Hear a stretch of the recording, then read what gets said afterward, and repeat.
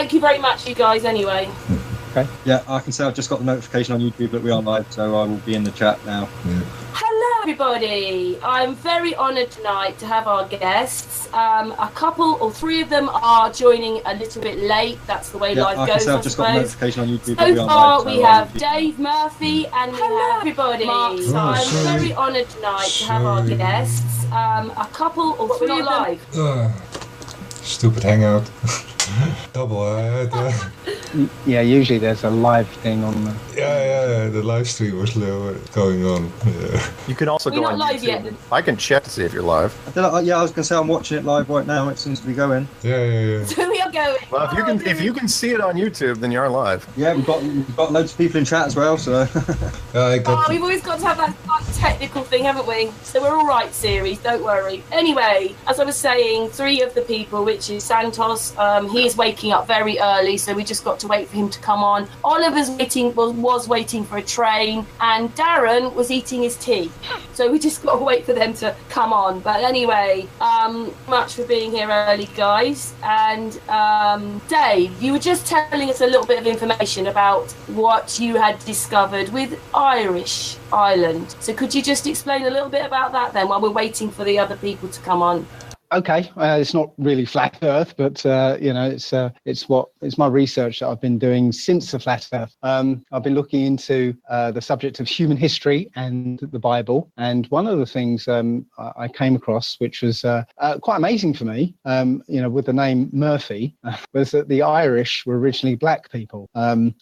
Before I could find very much proof, because in this realm you have to actually sort of piece together a little piece of information. What I was able to piece together was that the Hebrew Israelite basically went across southern Europe and ended up in Spain. They were called the Iber, and that came from their forefather Eber, and that's where you get the word Hebrew from. So these people called the Iber went across southern Europe, ended up in Spain and Portugal, which they named after themselves, and that was the custom at the time, and they called it the Iberian Peninsula. Okay, so the Iber dwelt there for a little while and were chased out by the barbarians, the red-headed giant, and they fled across the sea and founded another country. They named it again after themselves, Hibernia, which in Hebrew actually means land of the Hebrews.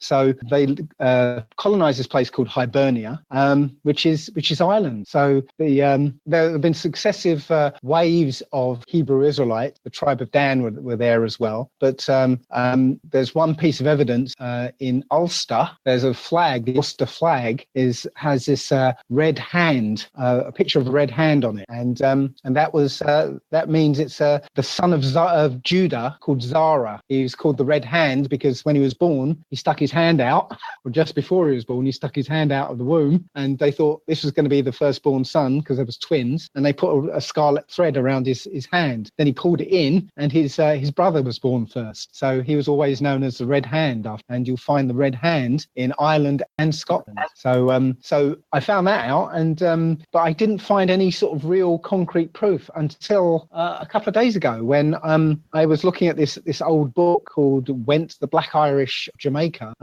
and it talked about this I guess he's a reverend who was living in Jamaica, and he noticed that the Negroes in Jamaica were unlike all the other Negroes he'd ever seen, and that all of them had these pure Irish names. And he did a bit of research and realized that there were no landowners with those names. So normally when you dealt with slaves, the slaves were given the name of their owners. So what he found were a whole load of slaves, so-called slaves, who didn't have names that came from owners. So he did some more research and found the same names. Sorry, I think that was Darren. We've got Darren with us now. Hello, Darren. Hey, Karen, how you doing? Cool. Sorry, Dave was just explaining something to us, so we'll come back to you in a minute if that's okay. Thank you for joining us. Sorry, I didn't mean to interrupt at all. That's okay. Carry on, Dave. Yeah. Thank you. That was just quickly. It was just that he found the same names in the records of Oliver Cromwell's, attacking the Irish and transporting them to the West Indies. So these weren't slaves, the African slaves at all. They were actually Irish people, black Irish Irish people with their pure names, pure Irish names. And they explained a lot to me because my name's Murphy. My dad is from Barbados. He's got this Irish accent. He says Irish things, like tall.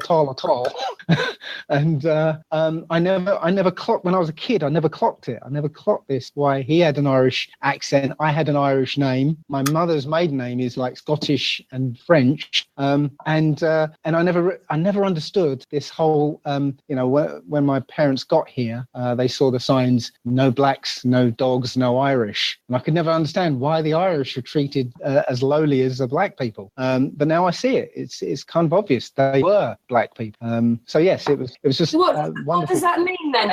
What does that mean then? It means that there's been a systematic genocide of the indigenous black people of the British Isles and Europe, which was hidden, covered over with changing history. I also found a quote, an essay from Benjamin Franklin, which basically tells you that most of the so-called slaves actually came from Europe. They were basically transported from Europe during two kind of genocidal events, which was the 30 Years' War and the 100 Years' War. The 30 Years' War is significant because the slave trade started in 1619. The 30 Years' War started in 1618. So literally, they were capturing the black people and shipping them off to America as fast as they could to get rid of them out of Europe. That's why there are no indigenous black people in Europe anymore, because they literally got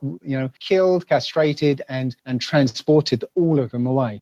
So completely different history to what we've been taught then. Again, absolutely different history. I mean, there's so much more. I could like talk for hours on it, because it's like I found out so much more sort of amazing stuff that is just totally hidden. Like we don't know who. That means that you're going to have to come back on a hangout on your own and tell us more. Okay. You'll regret it. Yes, please. Now we've got Darren here. Darren, do you want to say hello again? I know you sort of said hello, but hello, Darren. Hi, Karen. Hi, everybody. Thanks for inviting me. Do you know Mark Sargent and Dave? Dave, I know quite well. We've met a couple of times, and I think he's twice. And Mark, I've only communicated with him. I haven't spoken to him directly before. Right. This is our first time talking. Hi, Mark. How you doing? I'm doing well, man. Nice to meet you. Oliver's coming on in a minute, and I'm not sure the Santos has woken up yet, because for him it's about 6:45, 7 o'clock in the morning. But I know he'll be on because we've been talking to him. So we're just, there has to be some kind of technical thing going on, doesn't there? But anyway, can I just say something? Carry on. Yes, of course. Sorry, I just want to say something to Mark, because what Darren just said just reminded me of something. Before I made my very first video about the flat Earth, you probably don't remember, Mark, because I sent you an email, I started talking, because obviously you were brave enough to put your email address. I don't know if it's brave, but go ahead. But yeah, I was kind of inspired by you going out there and making a video, because at the time you did your flat Earth clues, there was hardly anybody talking about it. So there was nobody to talk to. Literally, there was nobody to talk to. And thank you. I'll counter that with a story that Darren told me, which is sort of complimentary, where Darren said, "Oh yeah, you were one of the first guys that I saw." But what really did was he saw the way I put my videos together, and he goes, they're so simple, and the production value really wasn't there. He goes, "Well, heck, if that guy can do it, I can absolutely make videos."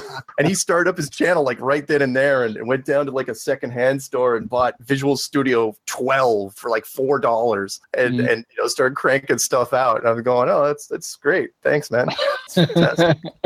No, but it was because you put your videos out, and I was mulling this stuff over for about 6 months before I had the courage to actually put my name out there and say what I was thinking. But yeah, it was you, and it was after you replied to me over email. So I'm surprised you didn't call. Do you know who the first person? And I probably said this before. Another thing. You know who the first person to call me was? Yeah. Matt. Really? Matt Boylan. He literally was texting me apparently since like the second clue, which was only the second day I was doing this. And by the time I got to clue 8, he called called and he goes, "Why aren't you returning my text?" And I said, "Because I don't own a cell phone, so I don't know where the texts are going." And well, it's still that way. You can text somebody, but if they don't have a cell phone, it'll just sometimes go off into nowhere, and you won't get a message to that regards. But it's sitting in the NSA at the moment, right? Well, there you go. Yeah, it's stored somewhere. So anyway, but thank you. And yeah, I tried to reply to as many people, and that was back in the day when I actually picked up the phone. Nowadays, I just have to stare at the number and just kind of keep track of what's going on and listen to messages. But cool, man. Thanks. You all get quite a few messages, you guys, don't you? Yeah. Well, it depends. I don't know if Dave. I mean, some guys don't have their emails out as easy. I don't like if Darren or Dave put their emails out there, but I never changed mine. I got a second one. I did the same as you, and I said, I did the same as you, and I said at the end of my video, I'm going to end this like Mark Sargent does, and you want to get in touch with me? Here's my email address.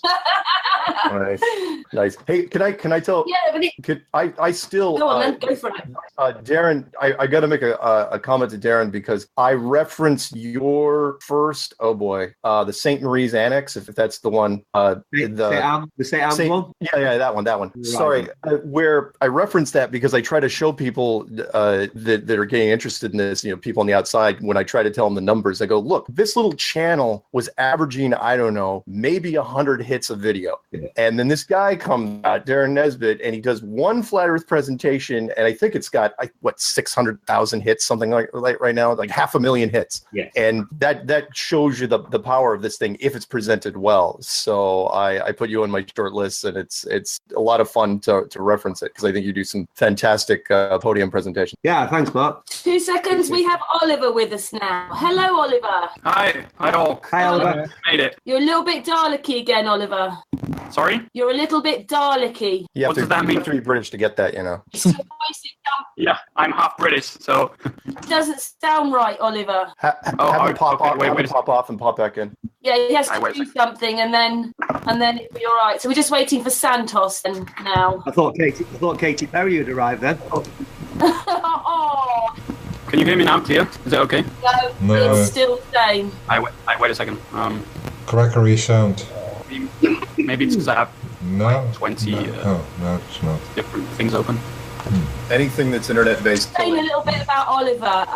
All of you, except Santos, are going to be speaking at the UK Flat Earth Conference next year. Oliver is from Spain. He, I suppose, is being referred to as a little Santos. He is the first person in Spain to have written a Flat Earth book in Spanish. He's got his own channel. And whereas I think the United Kingdom or England, whatever you want to call us, and America, it's quite well known. There are places like Spain, Flat Earth isn't so well known there, so he has to sort of fight a bit more than we do. Yeah. They just don't know or don't understand Flat Earth. Is it fine now? It's gone quite... No. No, not so. It's still the same. Still the same. Is it not as before your audio plug? Your microphone plug itself? Not completely plugged in or something? The reason that we brought Oliver on is so that by the time, the UK conference happens, people maybe know who Oliver is a bit because he's going to be one of the speakers as well. So you'll all meet each other next year. Darren, Oliver, Mark and Dave will, if you haven't all met each other, you'll meet each other next year. Oh wow, you're coming over, Mark? Yeah, I am going to come over for this. Absolutely. Oh, wonderful. It's amazing. And, yeah. Very, very excited. Well, because the North Carolina conference is going to be in November, and hopefully the ball will be rolling even faster by the time the UK one happens. Yeah, it's amazing. We've obviously got a few more speakers. John the Morgile's going to come over. There's more speakers, but Hello. Sorry to interrupt. Yay! That's way better. Okay, great. I've actually got your microphone, Mark. I've got the snowball. It's awesome. It is. I love the snowball. Yeah. People give me crap because it's globe shaped. But it's like, come on, right. It's not blue. I was thinking of painting it black or something, just so people wouldn't. Paint it like the blue marble with the clone clouds. Nice. No, I'd really catch hell if I painted it blue. People would be like, I mean, literally, I was holding a globe in some of my interviews, and people were it was a gold globe, and people were giving me crap. And I was going, look, it's a visual aid, and they're going, no, you can't hold the globe. It's like, all right, fine. Okay, I'm glad. Yeah, you're so good for me now. from Dave talking about the history of the Irish, which is all a lie. We've had a tiny little bit from Mark, but I'll come back to Mark. Darren, do you want to say anything right now? No, I'm not quite ready. I'd love to hear from Mark though. Mark, can you talk to us a little bit about what you've been doing lately then? Lately, really recently, I've been helping to organize all the Flat Earth meetups in the States. It's been really, really interesting to see ever since a couple newcomers have really gotten into the Flat Earth. We've had a lot more meetups, and just rattling them off real quick. 2 in Colorado, 1 in Boston, 1 in Phoenix, Arizona. Houston meetup's going to be happening. And then there's a debate I just announced. It's going to be was it like this last year, or is it much bigger? No. It's way more. It's the pace has really picked up. A lot of people have been insisting. Beforehand, people were saying, "Hey, is there anybody in my area that I can talk to?" That's the big thing. People are so hungry to be in a group with other flat earthers that there's people are just stepping forward and doing their own events. And I went to there was one in Houston, one in Seattle last year, and then I went to a couple small ones in Canada, and there were a couple other ones that were popping up. But now every week we're doing stuff. Now, of course, the weather helps. If it's better weather, people because you can do it in different places. But it's incredible the amount of all leading up to the conference in November. But there's another. I'll play a couple quick ones. Rob Skiba is going to be talking at one. He's going to be representing Flat Earth at takeontheworld17.com.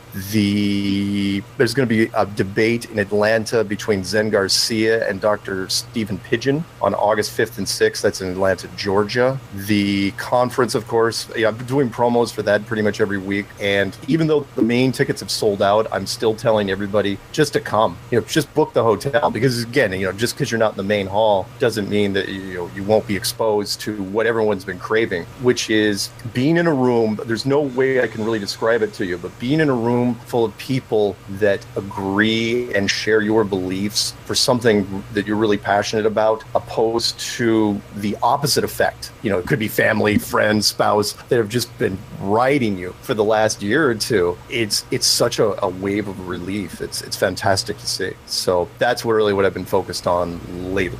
And in fact, I just released another one this morning and a couple that are on the back burner. That and doing interviews as fast as I can. So that's what I've been up to. Okay. Yeah. All good stuff. It's very positive. Yeah. It sounds like it's really moving forward. Sounds like it's really moving forward in the States. Obviously, the billboards seem to have made a big splash to make local news. The billboards. I'm sorry, I haven't even really been part of that. I've been kind of reporting those after the fact. People have been doing crowdfunding and to do billboards in heavy congested areas. We don't want to. The price point still, you don't want to spend a ton of money to just have one outside New York City. But it's been amazing to see the billboards get a lot of response. The news will cover it, which is fantastic. Kind of an extension of the guy that earlier in the year, it's hard to believe it's just June, earlier in the year that carved in 20-foot letters, Google Flat Earth and the hillsides of Los Angeles. And that was just before the sports celebrities started talking about it. That was fantastic. And then, of course, it's been a couple months, but it took me, I was working overtime just to cover the mainstream attention that was given after the United States athletes, namely basketball, were coming out for this thing. Yeah, Kyrie Irving, wasn't it? Kyrie Irving was a godsend. And the fact that Shaquille O'Neal backed him for 5 days anyway, until his sponsors got a hold of him and said, you're making $20 million a year. You might not want to talk about this. That was incredible. And he hasn't backed down. And his teammate, LeBron, who maybe trade to another team this year. I still use their clip in the beginning of the video where you can't ask for higher profile exposure, and we didn't even have to say anything. They just did it on their own, which was fantastic. So I've just been reporting stuff as fast as I can, trying to keep people updated, creating a timeline, which is what I'll use for at least the North Carolina conference, sort of the media timelines, like how we got here, what changed. Can I be honest then, one of the points of sort of getting you all here was that, you know, when we first sort of get into Flat Earth, the Flat Earth to come out is in the future. Maybe I could just ask a question to our guests. What would you do if you woke up tomorrow and it was all over the television that we were flat? What happens then? I want the next bit now, because we've got a conference, you've got a conference. You're just saying all those meetups. So this is beginning to change now. You, like a lot of you people, are the people we respect and have come to and watched your videos. So what happens to the future now? Like, we're coming into the future because all these things are beginning to happen. So I'll start with you, Mark. Well, we need, like, we're moving on now. What I would do over here anyway, at least in the States, is brace for what I like to call a media explosion, which we sort of had a small one when Kyrie Irving and the athletic sector kind of embraced it, because there were we have a lot of sports channels, a lot of shows that cover sports, and so they were all over this, and people that I had grown up watching, you know, were covering this mainstream sports shows. Woo!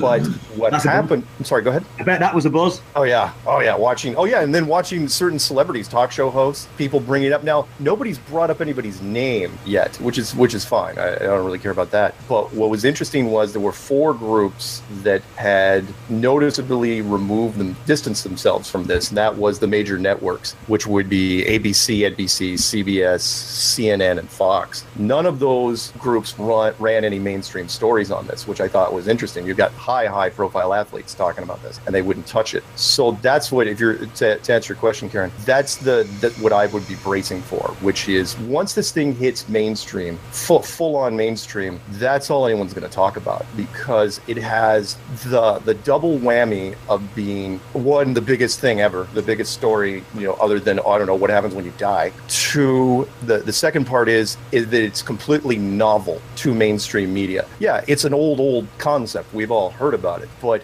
no one's ever done a movie on it. No one's ever done a television show on it. No one's ever done a full-blown documentary on it. And they will all be rushing towards it finally because it's novel and it's too big not to cover. You know, it feels like right now that they're still holding back. There's something they're waiting for. I'm you know me, I'm still a conspiracy guy, so I keep looking at this thing going, what? You were explaining about your YouTube channel, weren't you, with your figures? But I kind of worked that out. Can you imagine it if they get to the end of the year and they go, well, what was the biggest payout on YouTube? Flat Earth. They're trying to cover it up to the Yeah. I mean, when you again, for anybody out there, producers that are listening to this, because look, I'm not shy about saying it. Look, producers have been kind of floating around this thing for a while now. And when I say, look, if you type in Flat Earth and sort by upload date, you know, to get the biggest numbers, we're right up there. I mean, Lady Gaga's coming in at 16 million. We're coming in at about 17.5 million, and you know, President Trump's coming in at 19. So I mean, the only figures, mainstream figures that are bigger than us are the obvious ones.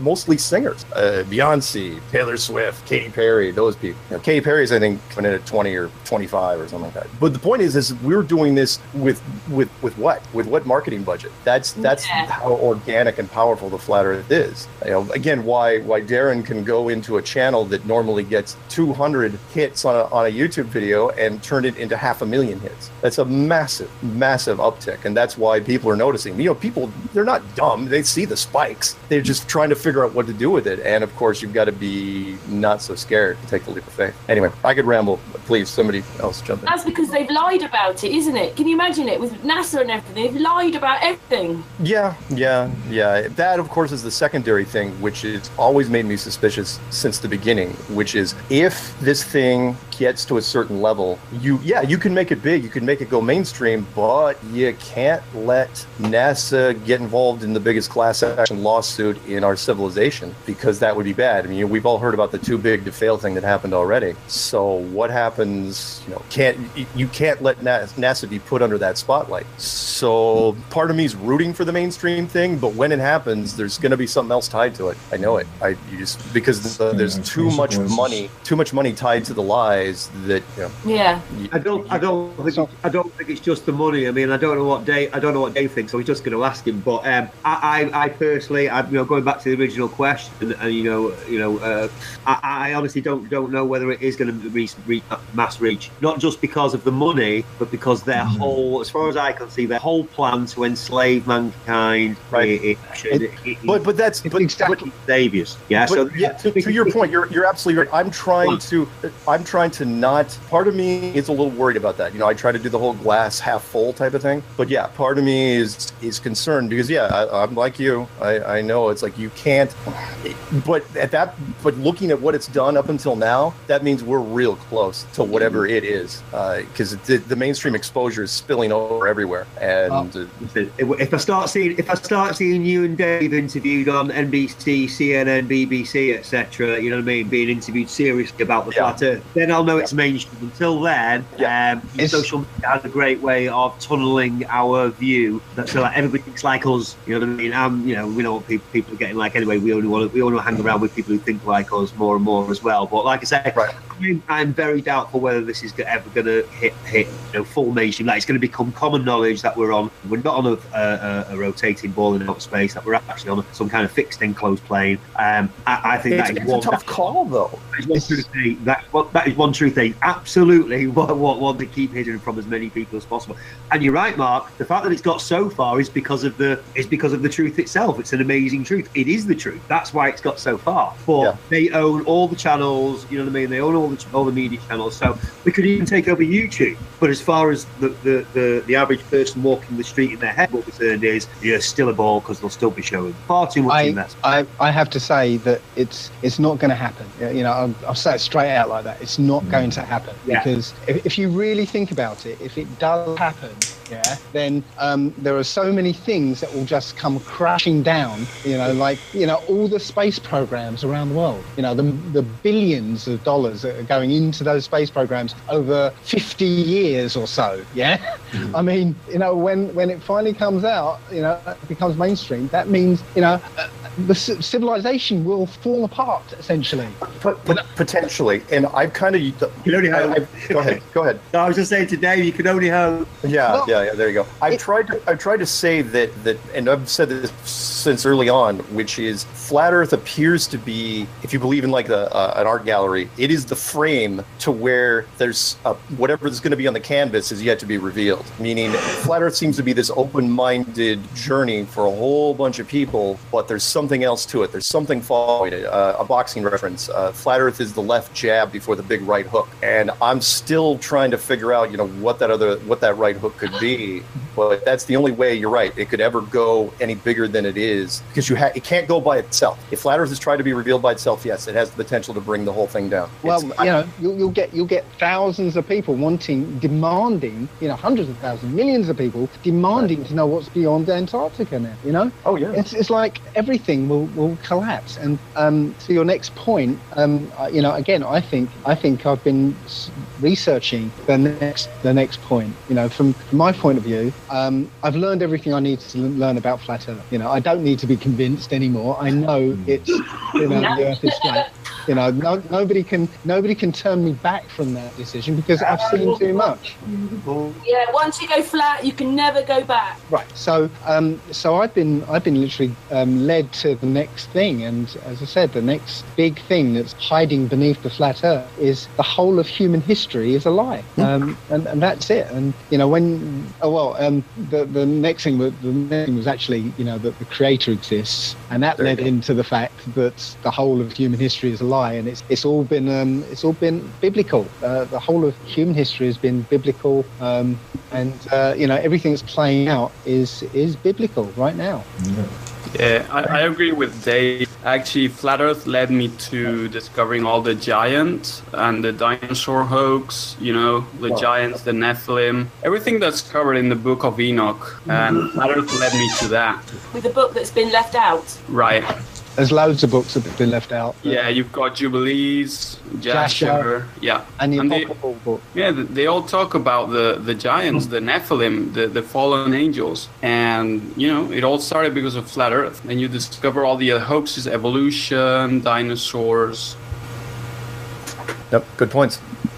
Darren, did you want to get into the questions, or did you want to wait? Well, shall I just go for the questions? Because I don't know where Santos is. He probably just hasn't woken up. He can always pick up. We've got enough people that he can answer at the end. I will go for my questions. I didn't think I would be now, but I had 2 questions which I put to you. So on my screen it goes Dave, Mark, Oliver, Darren. So I'll just ask this question. Can you explain a little bit about yourselves? I'll start with Dave, and how you got to be in the flat Earth realm and what it means to you. I'm muted. Okay, I got that. You're back. Okay, so I've been sort of a seeker of truth, I guess, since 2005. Kind of woke up when I was at the age of 42. And started with 9/11 because I was there watching it happen, and literally I've been bouncing from one topic to the next, finding that it's all been like a massive jigsaw. Yeah. So I find a bunch of pieces about 9/11 and I'm putting them together, and I'm seeing this picture of 9/11. Then I go into the monetary system and I'm finding pieces, and then all of a sudden I'm finding pieces that link to 9/11, and then I'm in health. And I'm finding pieces that link to 9/11 and a monetary system, and every topic I've found so far has just been another sort of area in this massive jigsaw puzzle. And now I'm just starting to see the big picture. But I got into flat Earth. I guess it was October 2014.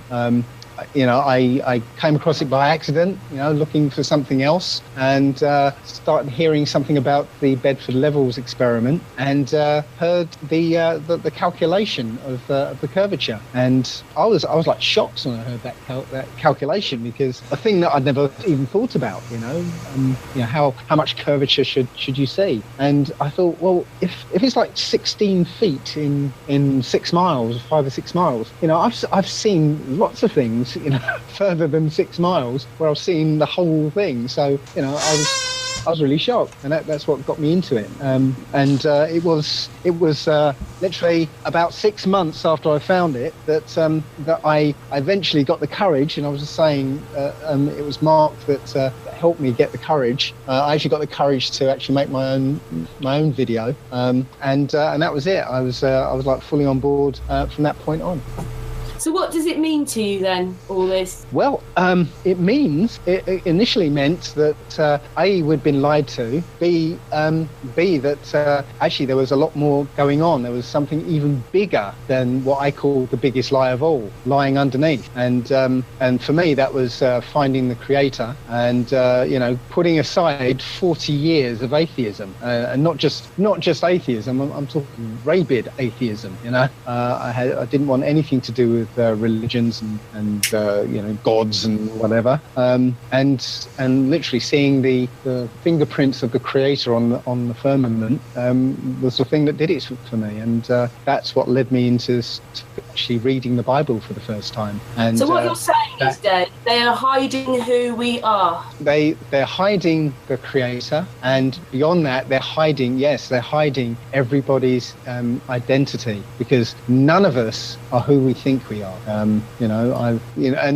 you can't look, and I was just saying this earlier on, you can't look at somebody and know who they are, because we've got these artificial divisions of skin color, geography, social status, and things like that are all separating us, and they're all red herrings. There's only one real division, and it's about nations and bloodlines, and they're all covered in the Old Testament. That's it. That's all you need to really read is in the Old Testament. It tells you everything you need to know, what's going on, what happened in the past, what's going on right now, and what's going to happen in the future. That's it. Cool. Thank you for that, Dave. Do you want me to repeat the question, Mark, or do you remember the question? What can you explain a little about how I got into it? To you. I'm sorry. Say it one more time.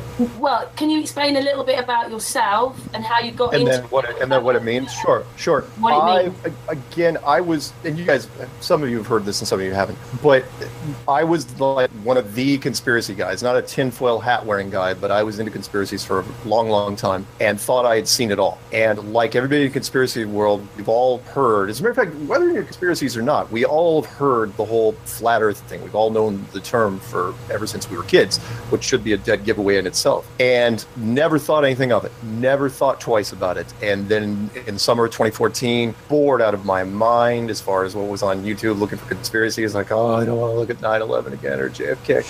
And just picked up the book on the shelf, which you don't want to read, the DVD that you were given for Christmas that you're never going to watch. And it was Flat Earth. And it was by a German guy who said, it was just a little video by, it wasn't even in English, he goes, the flight paths in the Southern Hemisphere seem wrong. There's something wrong in the Southern Hemisphere. He goes, in fact, it's going to sound crazy, but the only way it works is if the Earth is flat. And I go, that's pretty good. I dig, I totally get that. It's a great hook at the end. And then I started digging around a little more, ran into Matt Boylan's video where he's talking about Antarctica and how things don't work down there. And I'm going, okay, I should be able to knock this thing out. I should be able to disprove it. I mean, everyone in the conspiracy world has their favorites. We like some, we don't like others. You may like 9/11, you probably don't like Bigfoot or the Loch Ness Monster or wherever. It depends. It could be a regional thing. Chupacabra, I don't know. So I start digging into this, and the more you look, which I've told this to a whole bunch of people, the more you look, the more you try to lean on space programs, the more it starts to unravel to where, and I started going crazy. I think I could knock this thing out in 3 days, and 9 months later, going up to February of 2015, I'm just going out of my head. I'm banging my head on the keyboard going, it can't be that, because it's so big, you don't want to believe it, because then you realize like everybody fell for everybody. It's the P.T. Barnum saying where you can fool some of the people all the time and all of the people some of the time, and that's what this really was, all of the people.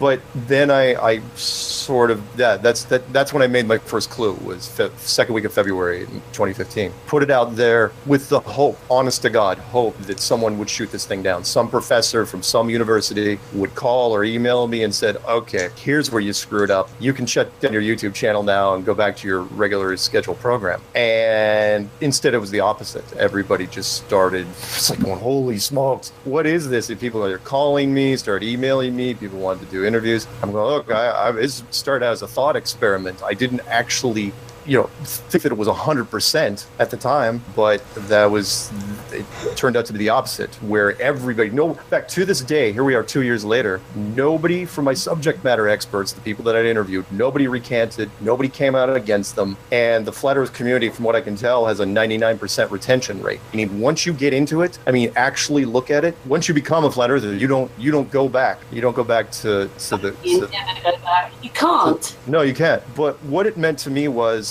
and this will be brief, was that it tied a whole bunch of questions together that I had had for years and years and years. Things that didn't make any sense to me. Like, why did the space race end? Why do you have that feeling that someone's been looking over your shoulder your whole life? Why is there this massive division between religion and science? Why all these things? And I had seen, luckily for me, I had two things. One is because I'd done proprietary software training for so many years that I could break down hard subjects into easier chunks for people to understand. But the other thing was I absorbed a ton of media. I'm a huge movie guy, big TV guy too, but huge movie guy. And so I started seeing the plots that could relate to this, like The Truman Show, like Dark City, like The Village. And then I started bouncing that off against all the other space reinforcement movies that we've seen over the years. And all the television shows and movies, Star Trek, Star Wars, Stargate, all the stuff that's tied to space, and it's just to reinforce one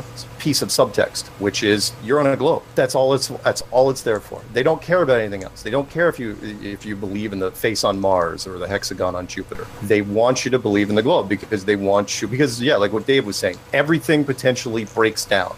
And to those out there that are new to this or listening for the first time, the message I try to get out is don't feel bad for being tricked. It's the Mark Twain saying, and that is, people would rather believe in a lie than believe that they were lied to. Don't feel bad that you were tricked, because this goes so many generations behind you that you never had a chance. Your father believed in this, and his father, literally going back 500 years minimum. Forget about the people that say it was 2000. And it's literally a magic trick. Yeah. You were born into this. You were born into this trick. You didn't have a chance. I mean, you weren't going to figure it out when you were 6 years old, and they made sure you didn't figure it out when you were 20 years old. So, but the technology was going to catch up with them, and eventually this was inevitable. So where this goes from here, I'm intrigued as hell to find out. So that's what it means to me. Mark. Oliver, your turn then. You're next on my... Yeah. Oliver? Yeah. Can you hear me? Yep. We can. The question was, can you explain a little bit about yourself and how you got to be in the Flat Earth realm and what it means? Well, I've had a YouTube channel since 2012. I've been talking about conspiracies since then. I actually discovered it way back, but I just one day decided to start talking about all the Illuminati symbolism. Kind of inspired by Mark Dice. He talked about Illuminati and media, all the celebrities, and after that, I discovered obviously about 9/11 and all that. Then I discovered the terrorist hoaxes, which is another whole subject. Quite shocking when you discover it's all they use that crisis actors and all that. And I discovered Flat Earth I think it was like you, Karen, in January 2016. Yeah. I am subscribed to Russian Vids, this YouTube channel. And he started talking about Flat Earth, and at first I just dismissed it. I was like, "What is this?" But one day I just decided to watch one of his videos, and it just shocked me because he was talking about the fake pictures of Earth, fake NASA pictures, CGI, and I was kind of intrigued. And then I found, I think it was Mark's video Under the Dome, and I was like, "Wow, what's this?" Then I saw 200 proofs from Dubai, and then it was just nonstop. I was just hooked already. I was all day researching until now, actually. I'm like every day researching about this. And as Mark said, once you get in, it's just you never go back. And so from there, I was like a couple months watching videos. I was just convinced after all the proofs. And at that time, I had like 10,000 subs, I think, on my YouTube channel. And I just decided to take the first step. I took the leap. I said, I'm going to make the first Flat Earth video, because in Spanish, I didn't see anything, honestly. There wasn't anything in Spanish. So I just decided to make the first Flat Earth video in Spanish. I think it was called The Earth is Flat and Space is Fake. And, of course, instantly like 100 people unsubbed, as expected. But, to my surprise, a couple days later, I had like 500 new subs. And I was like, wow. And, from there, I just started making Flat Earth videos, just all the things I've been discovering thanks to your channels. Actually, I also follow Dave, Mark, and, I just do it in Spanish for the people, because in Spain, as you know, that there's not much. There's some in South America. Actually, Santos is from Brazil. There's some in Argentina, but, in Spain, there isn't practically anyone.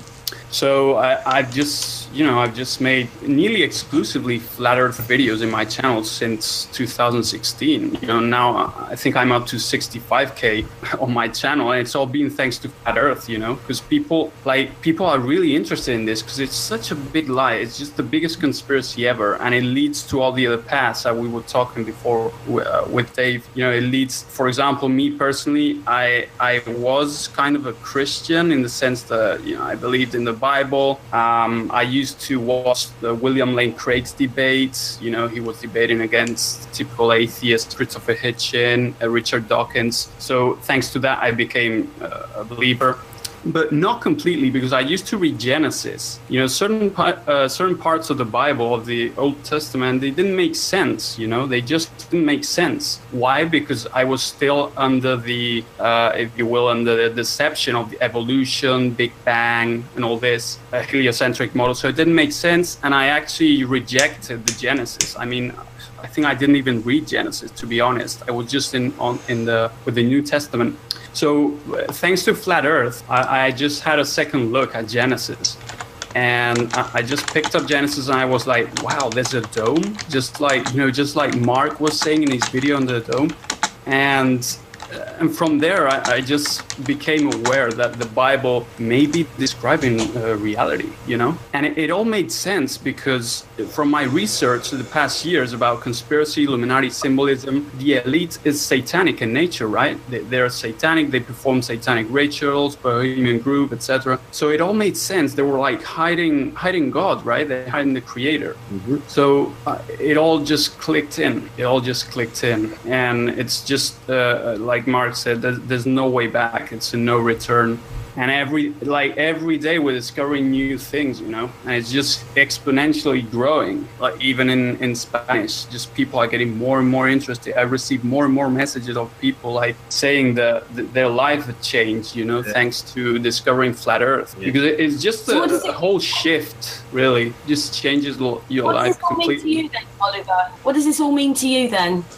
Well, as I said, I mean, I grew, how do you say it in English? Like I grew closer to God, I guess. And but not only that, I also discovered the reality of our world, because now I look at the sky and I'm thinking, wow, like this is amazing. There may be a dome, like stars are very close, sun and moon are actually small. It's all just, it changes everything. And you also connect with just a whole new level of connection with other people, because now when I meet people, it's like when I meet normal people, it's like, wow, I mean, I can't let go, you know, with normal people. You'll find it with family members, even close friends now. It's like, it's not the same, because you want to connect with flat earthers now, because there's that a deep connection that we all have, because we know this lie. And I've met loads of people thanks to this. And now I'm meeting you guys in English, you know, from America, from the States, so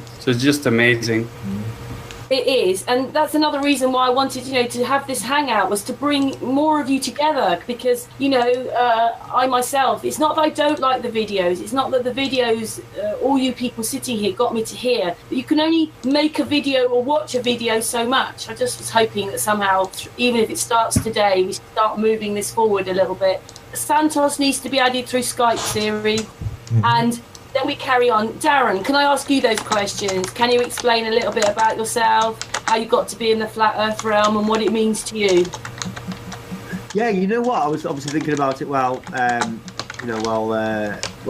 people were telling their stories. I actually saw a TV program in the 90s on Channel 4, late night Channel 4, and it was all about the moon landing hoax. And it was just a round table type thing with some guys who'd obviously studied it. I mean, I'd probably recognise the names now. But it was like an hour and a half long, and they completely convinced me that we didn't go to the moon. And, you know, I wasn't really a conspiracy truther, conspiracy realist at the time. I just went back to sleep, kind of forgot all about it.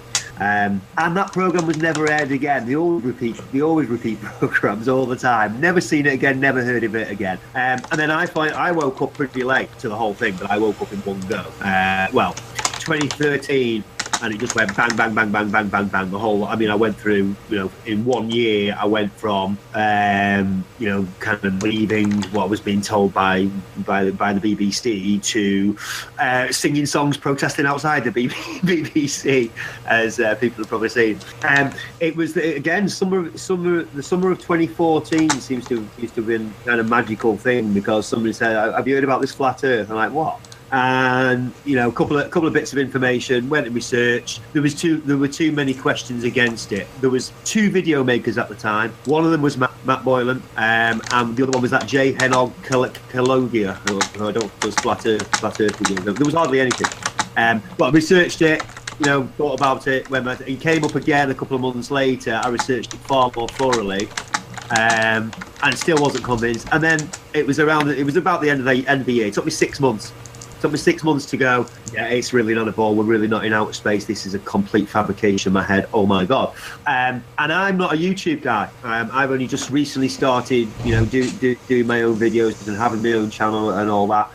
I've been on Facebook for the last 4 years. So, you know, unfortunately, Facebook's pretty restricted. But the point is that I did a post. So I did a long post. I had a lot of followers from the regular conspiracy stuff and from activism through anti-fracking and all the rest of it. And I did a big long post asking 20 questions, you know, about, you know, Polaris and all the rest of it. had 7,000 comments. That thread. It was just before the days where all the replies were separate, so everybody just reads one long thread, and it just kept going forever and ever. And the resistance against it from the normal people, the resistance kind of brought it home. Whenever I meet resistance, but irrational resistance as well. They're not, you know what I mean? The fighting for the mainstream story, the fight for basically what the government wants me to believe, or what the mainstream wants me to believe. Then alarm bells go.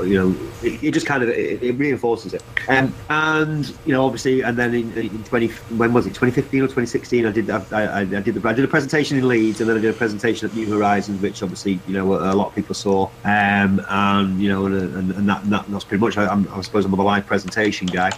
I was atheist. I wasn't even, I was an atheist in 2009.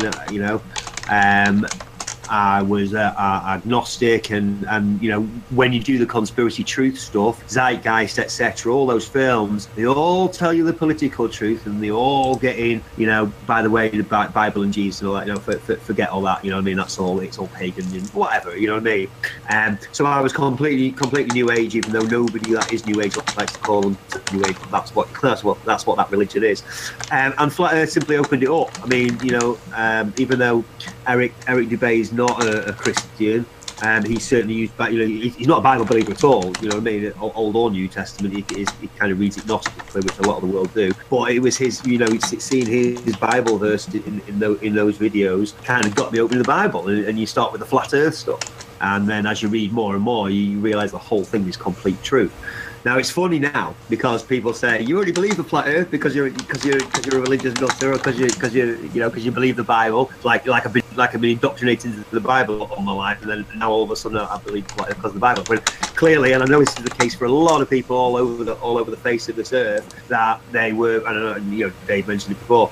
I became flat earther, and then it dawned on me that another door. That the Bible, indeed, and again, just harking back to what I said about mainstream resistance, how much does the world not only want you to believe that you're on a rotating ball in outer space, but also to believe that the Bible is utter nonsense? I mean, the Big Bang, evolution, heliocentrism, and obviously all NASA, moon landings, NASA, and space exploration, is all to prove that the Bible is talking rubbish. Exactly as Oliver said, I was reading Genesis and it didn't make sense. It didn't make sense. I believed, and you know what I mean, but it just didn't make sense. And the whole thing just makes complete sense if you read it without any preconceptions, without any you've got to read it this way and that way. I know other people have lots of different views on that, and that's fair enough. If we all have the same opinion, it would be a more harmonious world, I suppose. But so that's what it means to me. And like I say, wherever there's resistance from whatever the mainstream opinion is, if you try new things out, and there's a rash rejection and rebuttals and all the rest of it, it's like, yeah, I'm onto something here. We know where the truth is, because when you start rattling the cage, things start growling at you. Oh, thank you, Darren. Thanks so much for that. Just come in, Santos. Hello, Santos. He's muted. Yeah. Santos, he has such problems getting onto Hangouts. He looks like Doctor Who in that photo, I've got to say. Santos, are you there? I'll have to come back to him. Series, can you talk to him? Yeah. Can you message him, see if he's all right? Well, thank you so much for those answers there, because obviously maybe a few people don't know who you are, but I think most of us probably do know who you are. Until Santos comes in, shall I just ask my second question then? You sort of answered it in a way, because I said, I wanted to say, what's the most important aspect you can bring to people, like your field? Because I was, hoping through these kind of hangouts, we move this forward a bit. And if you're doing all this research, you're doing it for a reason. But what's your most important aspect you can bring to people, Dave? You're muted. I'm muted again. I seem to have a problem with that. I think the thing I bring to this is like the ordinary person's view, because I'm just an ordinary bloke from Basildon. I don't, I'm not very smart or anything, and but I kind of bring a kind of ordinary guy's perspective on this. I don't know if you actually meant anything specific, as in a particular proof that I think is. From you as a person, because like we obviously are activists. That's why we're here. Carry on. Well, in that case, that's it. That's my whole thing, because I'm just an ordinary bloke, and I've realised, I guess from my actual job as a computer programmer, I was kind of specialised in user interface design. So my job was actually gathering together complex data and finding a way to present it in a way that makes sense to people on the screen. Yeah. So that was my job, and what I realised is that I've been doing my job in this research by getting all this data, making sense of it, and then presenting it in a way that ordinary people can understand, and that's what I guess I bring to it. Yeah, because I think a few weeks ago we would have asked the question, like, what would you want the outcome to be? But in reality, since then, we've Gary John, who'd like to say hello to everybody. He's the person organising the UK Flat Earth conference.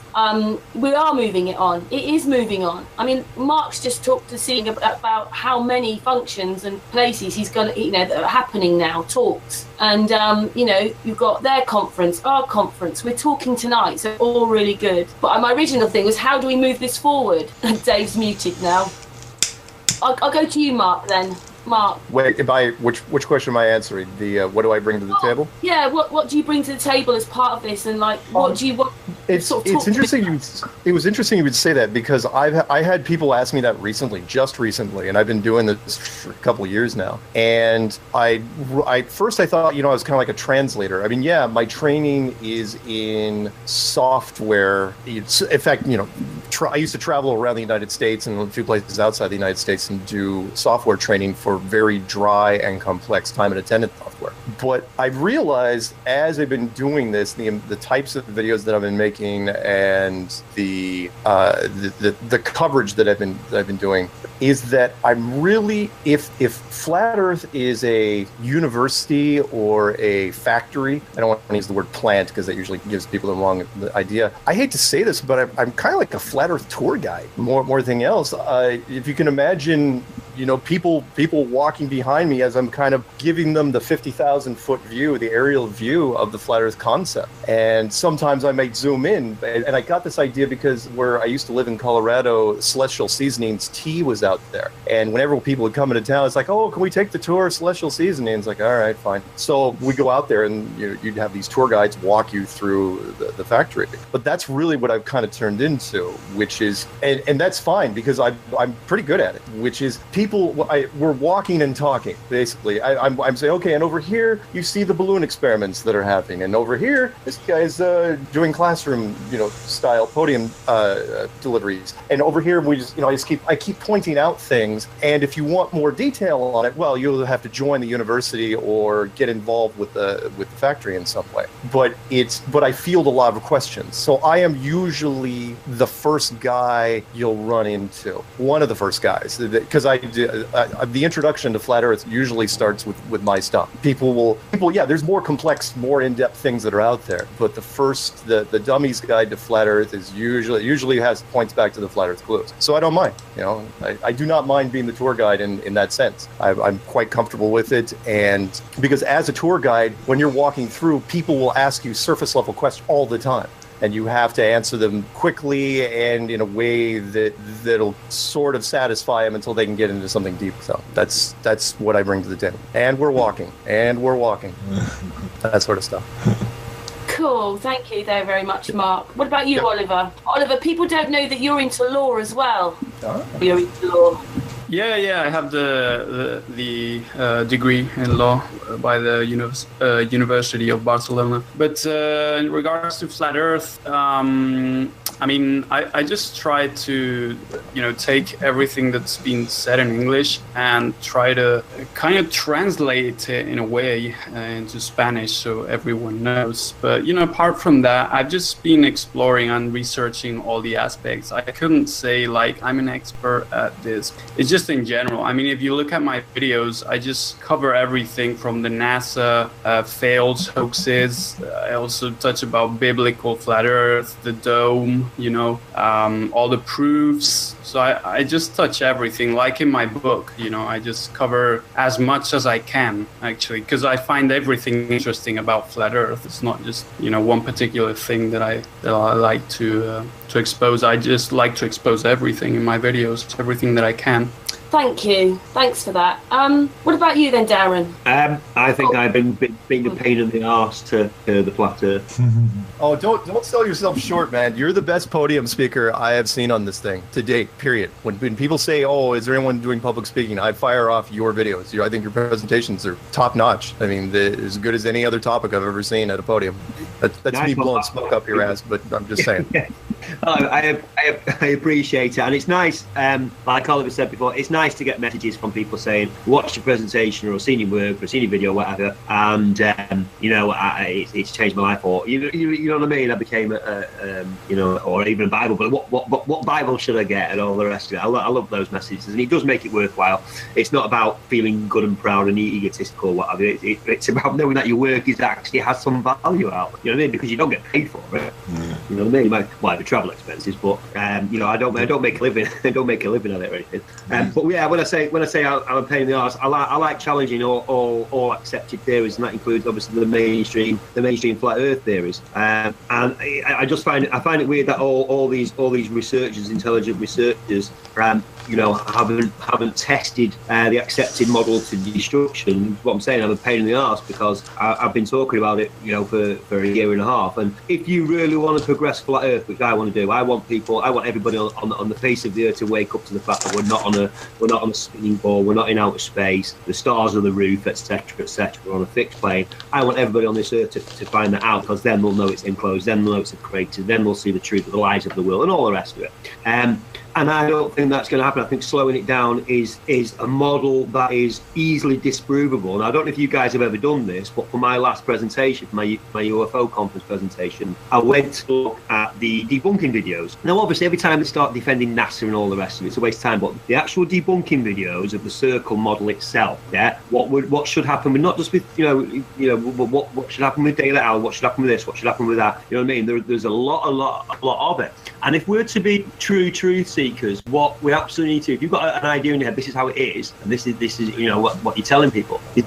We need to be able to listen to the massive criticism and problems with it, and take it on board and adjust accordingly. Otherwise, because what I found really in the last year and a half of the flat Earth is that when you bring up the problems with the official model, and I say the official model because every lead voice in flat Earth promotes it, is either you're a shill and you try and get people to go back to the ball, and you understand that because of the size of the deception. Like Mark said, you know, that it blows your mind, it melts your head.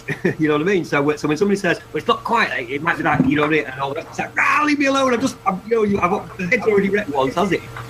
You know what I mean? But I just like to see more. I really would like to see more of the lead voices look at the model for themselves. See what the problems are. And I don't mind, I'm not saying one there is another definite model that everybody's got definite proof for. But here's the thing: we don't accept the ball because we know there's absolutely no evidence for it. What we see with our own eyes is A, the Earth is still, and B, it's a roll, and we all live on top of it. You know, so no matter where you are on this ball, you're magically on top. Another amazing thing gravity does.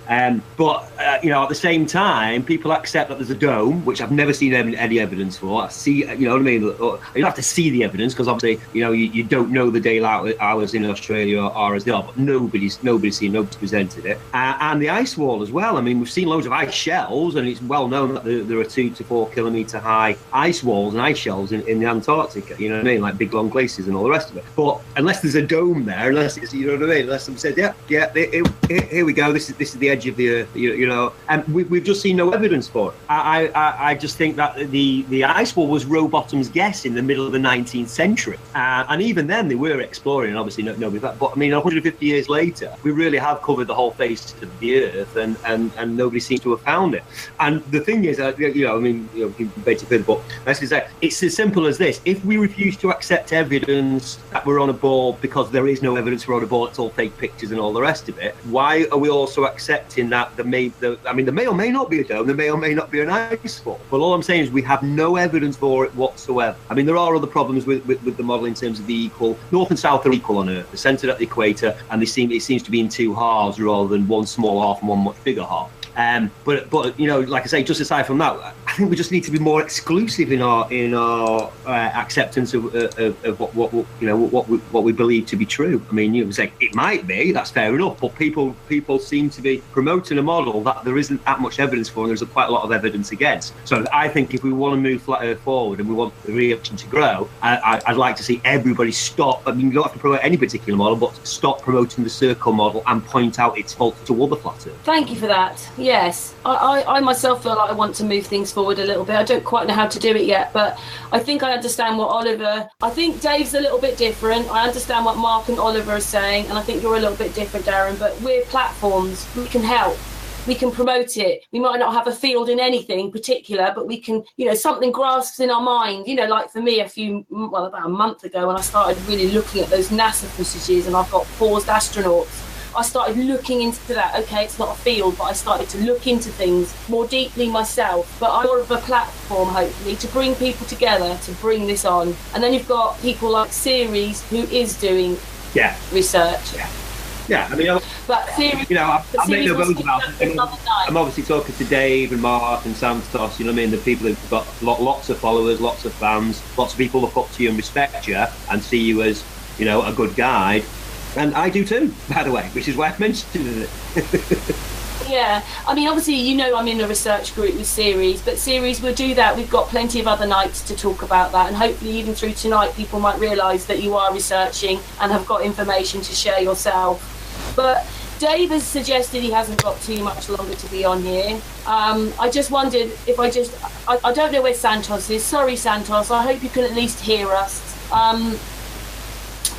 Open the floor up now. I'd like you guys all talking to each other. Is that okay? Dave hasn't got too much longer. I'd like to hear what you lot say without someone asking you questions. Well, about what? Big topic. What is the question? Oh dear, you weren't expecting that question. Well, Dave, do you want to talk a little bit more about what you've just uncovered then? Well, it's about covering us up. Well, I'd actually like to say something about what Darren was saying. Actually, personally, I don't really need to know too much more about it. I don't need to know the ins and outs of how things work. There are some main points that are enough for me to know that I've been lied to, and once I know that, I can move on and make the appropriate changes in my life and move on to the next thing. The actual map. Yes, there are some people say that the flat Earth map that we're using is inaccurate. Well, okay, but the flat Earth map that we're looking at is good enough. It's better than what we've been using so far. We know that we're not clinging to a ball. That's the main point. We know that there's no space. That's another main point. Personally, I don't need to know, how the sun works or anything like that. That might not be a popular view, but I just know that I've been lied to. A whole list of things that are simply not true. I don't need to know how everything works. Faith as it Huh? leap of faith. I hear you. For me, and I realized there was so much more to this. After I did the clues, what was fun for me was following the other people that were doing the experiments, because I knew I wasn't going to be able to conjure like a lot of them. It takes a village, takes a town in this case. For example, one of the first things that happened when this thing started rolling was everybody started doing curvature of the Earth experiments. And I didn't even occur to me, because I thought, oh, well, there might be a little bit of a curve, because I was still kind of going along with the Orlando Ferguson map from the 1800s. It kind of had that little bow, and people kept going, no, man, it's absolutely flat. And so once they started doing those experiments, going, okay, so then my view somewhat changed. And every time somebody comes up with something else, yeah, the view somewhat changed. And I'm with you, David. I mean, for me, I'm absolutely convinced at this point, because there's nothing on the other side. When I treat it like a court case, no. Can we prove the flat Earth tomorrow to the average person on the street? No. But we can create so much reasonable doubt in the globe that they're never going to look at it the same way again. And that's how this thing starts with most people. Which is why I put at the end of everything I did, it's like, look, do your own research and ask questions. Don't take my word for it. Figure this one out for yourself. I can give you, I'll put some seeds in your head. And you will probably be able to come up with ideas didn't even occur to me. So, but I still do try to do as many little experiments as I can within reason. Well, that being said, I've just come back from a trip, basically a little tour around, the middle and the west of the States, and it turned into a bit of a flat Earth tour, because I ended up going on a balloon ride in Albuquerque and taking some footage from the balloon, because we've seen the animation of what it looks like when the balloon goes up. Well, I've not seen any video, so I took some video of that ascension, and it just so happens that the pilot of the balloon is friends with the son of Auguste Piccard. So he gave me the guy's details. So in the next few weeks, I'm going to be hopefully chatting to this guy, and hopefully he's going to be talkative about what his father saw. So that might be interesting. And also the sort of trip I took me to places that sort of lend themselves to experiments. So I went to the Bonneville Salt Flats, and I'm not sure if we're allowed to take cars on there, but I took a BMW on there, and I was racing across at, I think I got to 135, but I could have gone a bit more. But the weird thing is that when you're driving along those salt flats, 5 miles in, there's like a wall of salt, but you can't tell how far it is because you've got nothing to compare it with. So literally you're going towards it and you don't know how far away it is. So I literally did a handbrake turn when I thought I was like a few feet away from it. I got out of the car and I was like a couple of 100 yards away from it. So I got to the end. I got my laser out and had somebody at the other end with the camera, a P900, and yes, I had the laser like maybe a few inches above the salt, and literally I've got green flashes in the P900, which is great because when you do that experiment over water, you'll always have that humidity layer that gives you that refraction that hides part of the image you're looking at. But over salt, well, you don't get that humidity, so literally that you're not getting that issue that you get over water. So yes, it turned out into a bit of a flat Earth tour. I think I actually met Bro Sanchez, another flat earther, while I was in Las Vegas. So, I saw part of that. Yeah, so it turned out to be a bit more of a flat Earth tour than I was expecting. So yeah, I still do experiments when I get the opportunity, and every time I fly, I always talk to the pilot. And I advise everybody to do the same thing. If you're on a plane, always ask to talk to the pilot because they love talking to you. But what did yours say then? What did your one say? Did he know the truth, or did he not think about the truth and just give the official story? Right. Well, when I ask the pilots, I always ask them the same questions. Have you seen the curvature of the Earth? The other question is, if you've ever flown in the southern hemisphere, have you ever noticed anything weird about directions and being off course and that sort of thing? And the gyroscope question, that's a big one for me. That's the one. That's my favourite. My favourite proof. So I ask them about if they've ever noticed their artificial horizon rolling backwards as they fly straight and level over long distances, and do they have to sort of correct it in mid-flight? And they always say no, we've never had to do that. And one pilot said no, I've never had to do that. Then I explained why it should roll backwards, and then he later on said, well, yes, I do have to correct it, What do gyroscopes prove? Right, well, okay, I don't know if you can see me, but when you spin a gyroscope, it's got two properties. It's got rigidity in space. That means when you spin it up in an orientation, it will want to stay in that orientation, yeah. And it doesn't matter, it isn't affected by gravity or the position of it's on the Earth or anything. If you spin it up at 45 degrees, yeah, it will stay at 45 degrees no matter what you do. It will want to stay at 45 degrees, yeah. Yep.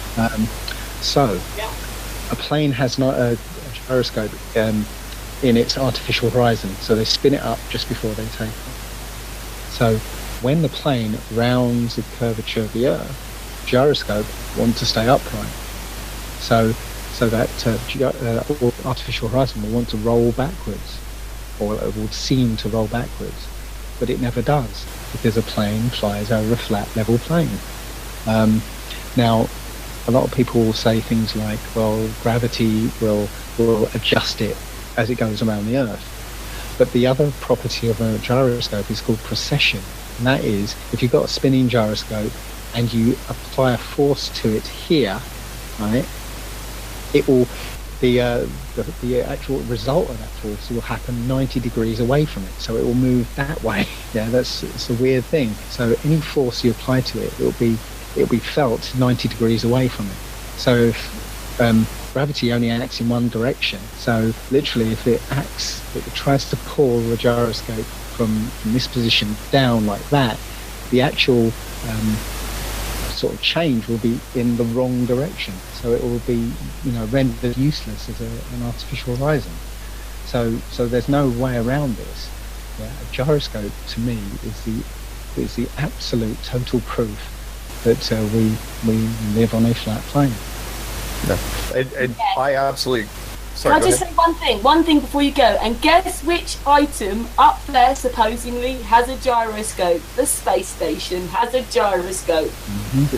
Yeah.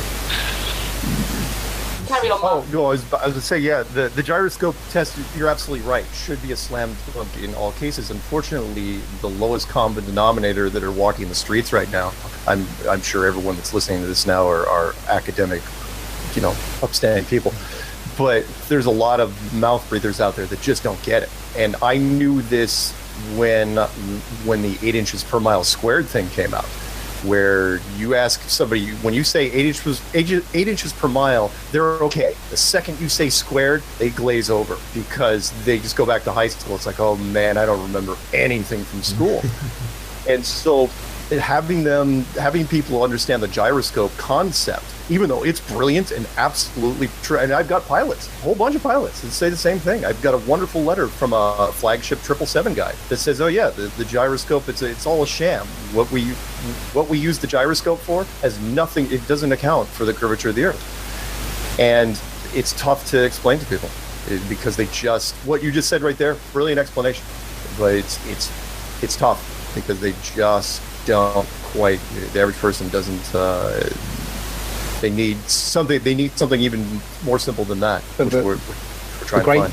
The great thing about that though is that anyone could actually go out and buy a gyroscope. It's a nice little tool. Yeah. And the other proof there is that you can set the gyroscope spinning, that you get these high precision gyroscopes that are motor driven. Yep. You can set it spinning, mark where it is, and leave it Let the spinning. clock run, yeah. Yeah, leave it spinning for 6 hours. And if the Earth is spinning around, then in 6 hours it should be 90 degrees, I think it is. 90 degrees around, and So they'd have to be pretty sure that we were never going to go into space. That the planes weren't going to float off or go off. There's nothing on a plane, like gravity instruments, or there's nothing. Gets to its altitude, it can fly thousands of miles in a straight line across. Did you guys ever see that one video I grabbed from the flight tracking software? But it was an aerial. It was an altitude view, exploded to where all the planes that were going to the United States, they were showing, relative. They were going straight up, almost flying completely level. It was like a box. Yeah. And all the planes were doing this. I was going, well, that's kind of interesting, because the raw data that they had to make this graphic, you'd have to actually change it to make it flat, because there should be so much curvature that it would actually show on the graphics that we were making. So why didn't you use that? And there's no explanation for it. And even debunkers had a tough time with that one, because they said, oh, well, no, it's just for demonstration purposes. I go, why not show the curvature of the Earth? That'd be even cooler to do. The raw data should be curved. Hey, Dave, before you go, I want to mention real quick, because without you, I don't think I would have ever added to my bucket list going down. There was very few places in the world that I actually wanted to go out of my way to see, but one of them I really want to see, you'll have to pronounce it right for me, it's Salar del Uyuni. Mm-hmm. That salt flats that gets a little bit of water down in South America. Oh, that's on my list as well. Oh my Lord, it's beautiful and different from the salt flats that you went to, because they never get any water there. That actually sits in there. But that to me is of course the debunkers are going to try to shoot down, because they'll say, fine, so you get half an inch of water and it lays perfectly flat over this 100 by 100 square mile area. But that doesn't mean that the world's curved or the world's flat. It just means there's a very, very flat part on the world. I've gone, yeah, but you'd have to say that about, I think there's like 6 or 7 American states that are the same way. It's not just Kansas. Nebraska is the same way, Florida's the same way. And how do you get that? How do you get that on a spinning board? How do you get flat spot? Yeah, it is. Yeah. Anyway, I don't know if you guys have noticed. Just recently, it occurred to me that every single high altitude balloon video that we've seen, and we've all seen dozens and dozens of them, not only the horizons, the horizons are obviously they go concave, convex, then they go flat, etc., etc. Obviously you can't make if it was curved, it wouldn't ever come out as a flat line. So we know that. But here's the thing I noticed, and it's the same thing that NASA have been kind of accused of over the years. No stars. There's no stars in any of them. No. So people can argue about the horizon. Oh, look, it's curved. Why is it curved? I say, whatever. Look in the black bit. There's no outer space out there. Yeah. Not in any. No, you're absolutely right. The only time you ever see stars is when you see space program footage. Like the ISS, they may show stars on a good day. Well, you're right. No balloon footage. I've yet to see the stars. You're absolutely right. But nothing real at all. Unfortunately, it is frustrating for us. But don't forget, it wasn't one piece of evidence that convinced us. It was big weight. No, you're right. So I think we'd be careful not to look for that magic silver bullet and have a dozen of them. You're right. There is no one magic bullet on both sides. The debunkers, I've always said that flat Earth is like this big werewolf running through the countryside, and the debunkers think they've got a silver bullet that'll take it down, and they won't. But on the flip side, we don't have there's no one thing you can hand to the person on the street that 9 out of 10 people in the street goes, holy smokes, you're absolutely right. It's a combination of things. Everybody in this panel probably had 1 or 2 videos that all of a sudden it's like, oh right, because it comes down to your personal experience, how much education you've had, what exposure you've had to the physical sciences. And I still say, look, if you have a master's degree or higher in any of the physical sciences, you're probably not going to be snapped out of it. I just can't. I haven't run into anybody, geology, hydrology, biology, take your pick. Nobody along those lines has broken ranks. Whether they're retired or not, they just won't do it. Professionals, yes. Engineers, military, pilots, travel agents, those type of people, yeah.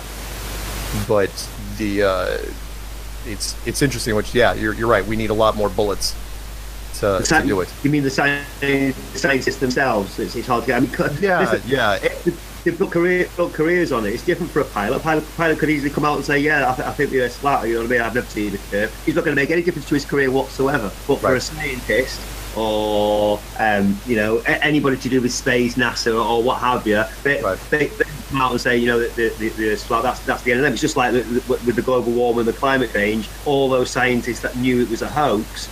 You don't get any funding, you get rubbish. People that have been well-respected professors and tenured professors and all the rest of it, all of a sudden, it's scum of the earth. And at the end of the day, like I say, this is why we know it's never going to go absolutely mainstream, because you're never going to get the scientific establishment going to hold up their hands and say, yeah, actually, I know I've got a master's degree, PhD, and I've been paying £200,000 a year, but turns out I was deceived and I'm not as clever as I thought.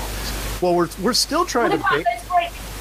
So what about those great big observatories that they're looking out and they know those stars aren't very far away? Well, it depends, because a lot of those people that are working in observatories, their background is in astronomy or astrophysics or both. So they're kind of like geodetic surveyors. They start their day doesn't even begin until they believe in the globe. So going to those observatories and looking through stuff. That being said, though, you'll look up, and I haven't done a video on this or anything, but look up the amount of radio telescope operators that have died mysteriously over the last 20, 30 years. It's fascinating. In fact, there was an entire French team, the whole cadre of people that died in a freak gondola accident. Really? Who dies in a gondola? Nobody, except for James Bond movies. Yeah. Anyway, no, you bang on, absolutely bang on. I'm gonna look that up. Everybody knows about NASA scientists dying, or health, food and health, and what have you. Those guys, the anti-establishment doctors that actually just care about people's health and diet and all the rest of it.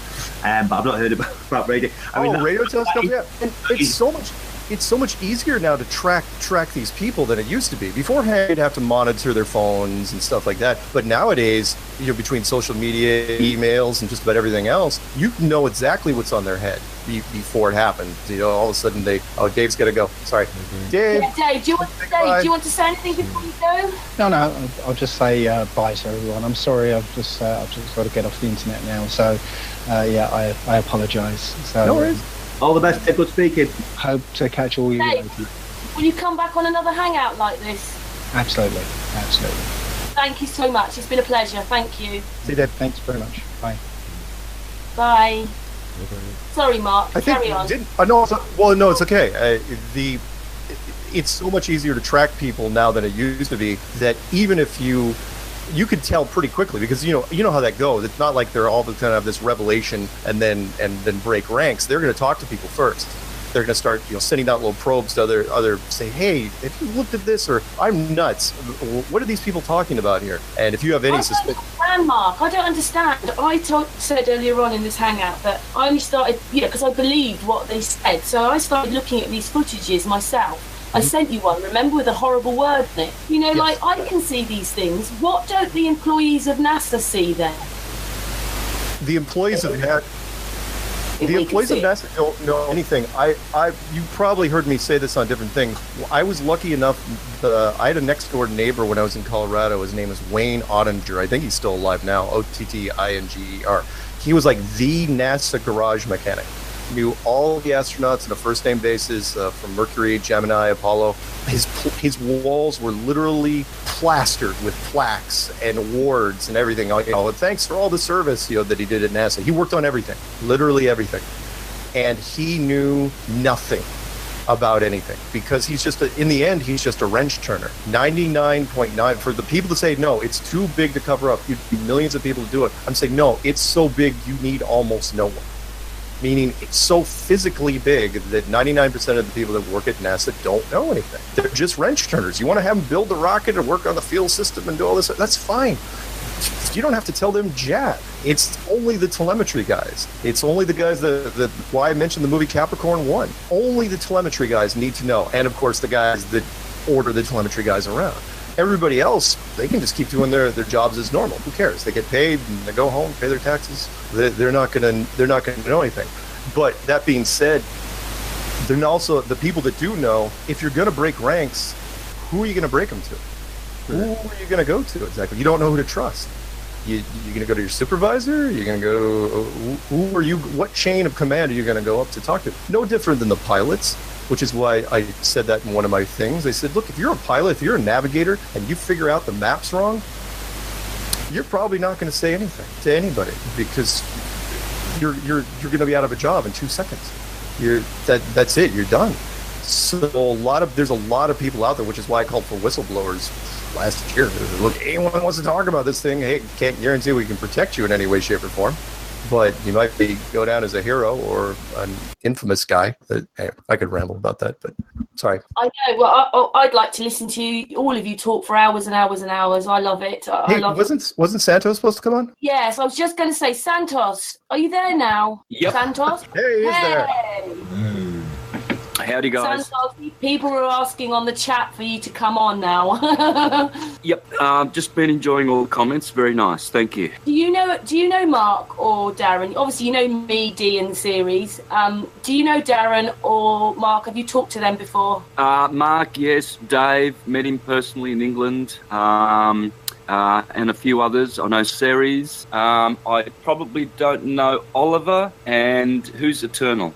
It's Ceres and D. We've been on Eternal D. Okay. Yeah, I'm just moderating the chat, so I'm just sitting there silently in the background, mate. So. Ceres, D, do you want to say what you were just asked me? Do you want to say what the comments are in the chat room right now? Yeah, no, like I say, everyone's calling out for Santos and stuff. I mean, everyone's loving all the other comments. Don't get me wrong. I mean, there's been lots of support tonight. There's been very few trollage, and but yeah, people I think are a bit eager to hear from Santos. So. Oh, there you go, Santos. Anyway, I asked these questions, Santos, when they came on. I'll just explain a little bit about yourself and how you got to this flat Earth realm and what it means to you. Yeah. Well, funny thing with my case, because I've been doing syncretism presentations since 2011 online. Okay, so for years prior to that, I was wondering how will I get what I know out to people, because I don't want to put my face to it. I'd rather just do it on an informative level, sort of put out presentations without me being actually in them. And I realised that I would just have to. I have to put myself in them because the style, the way I teach is with whiteboard and one-on-one, so I couldn't avoid that. So I started launching syncretism, what I call syncretism videos, on my YouTube channel, Mr. Astrotheology, in 2011. And all of those presentations, I used the heliocentric model, contrary to my astrological training, which is geocentric. All astrology is geocentric. It's the only way it will work, and I can talk about that later to prove conclusively that astrology will only work on a flat surface. It can't work on a globe, and I've got a lot of good reasons to show that. But me, of all people, here I am with this heliocentric model and astrotheology and syncretism, all the way up to 2014, start of 2015. And so I virtually had to revert back to the geocentric model. Fortunately, nothing in my presentations has suffered because I never did actually base it on any shape of the Earth. I based it on all my material on the sine wave. And all information dealing with philosophy, religion, science, all sciences, they go back to the energy sine wave. And so fortunately I did that correctly, and so I didn't have to change much at all. All one has to do is think geocentric rather than heliocentric, and all falls into place, okay? But the point I'm making is that, I had a lot to, how can I put this? Do an about face publicly when I came out as what we call a flat earther. So I had a lot of flack, as you can understand. Lots of people were saying that I'd gone mad or what have you, and that I've thrown away all my good work, which obviously I haven't because it still stands.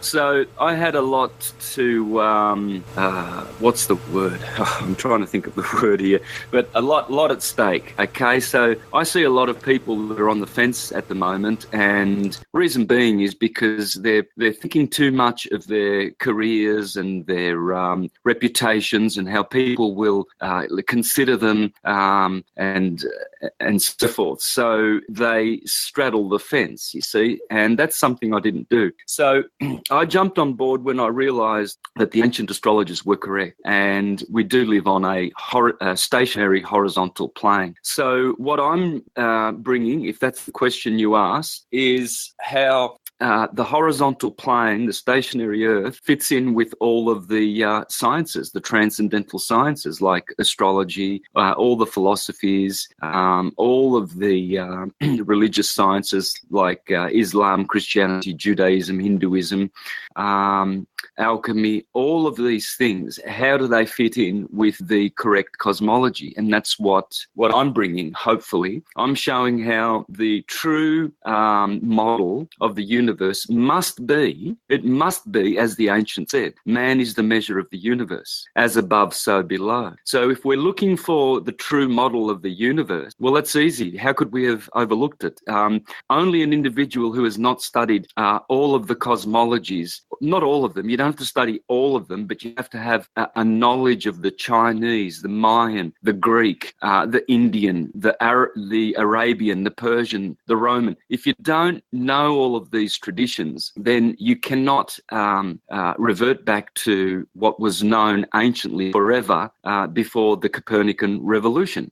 And so that was that the universe is in the shape of a man, and we just simply cannot hide from this or run away from it. All the occult scientists knew that man was the measure of the universe. So if you look at the body of the man, it's a torso, which is an anagram for Taurus, and Taurus, or the Taurus field, is the only way that energy works. There is only one form in existence, and it is actually the atomic form. An atom is a torus field. Whether it's a hydrogen or a carbon atom, matters not. They're all toruses. And a torus is an anagram for tree. So the Yggdrasil tree in the middle of the garden is a tauri, a torus. And in the middle of the donut-shaped torus is a hyperboloid. That word bol is the word for tree in many languages, bol. And it's the word for ball as well, because it's the inverse of the ball. So the hyperboloid torus is the model of the universe. It's the model of the atom. It's the model of the human being. It's the model of the terra. Terra firma, by the way, is another way of saying Torah firma,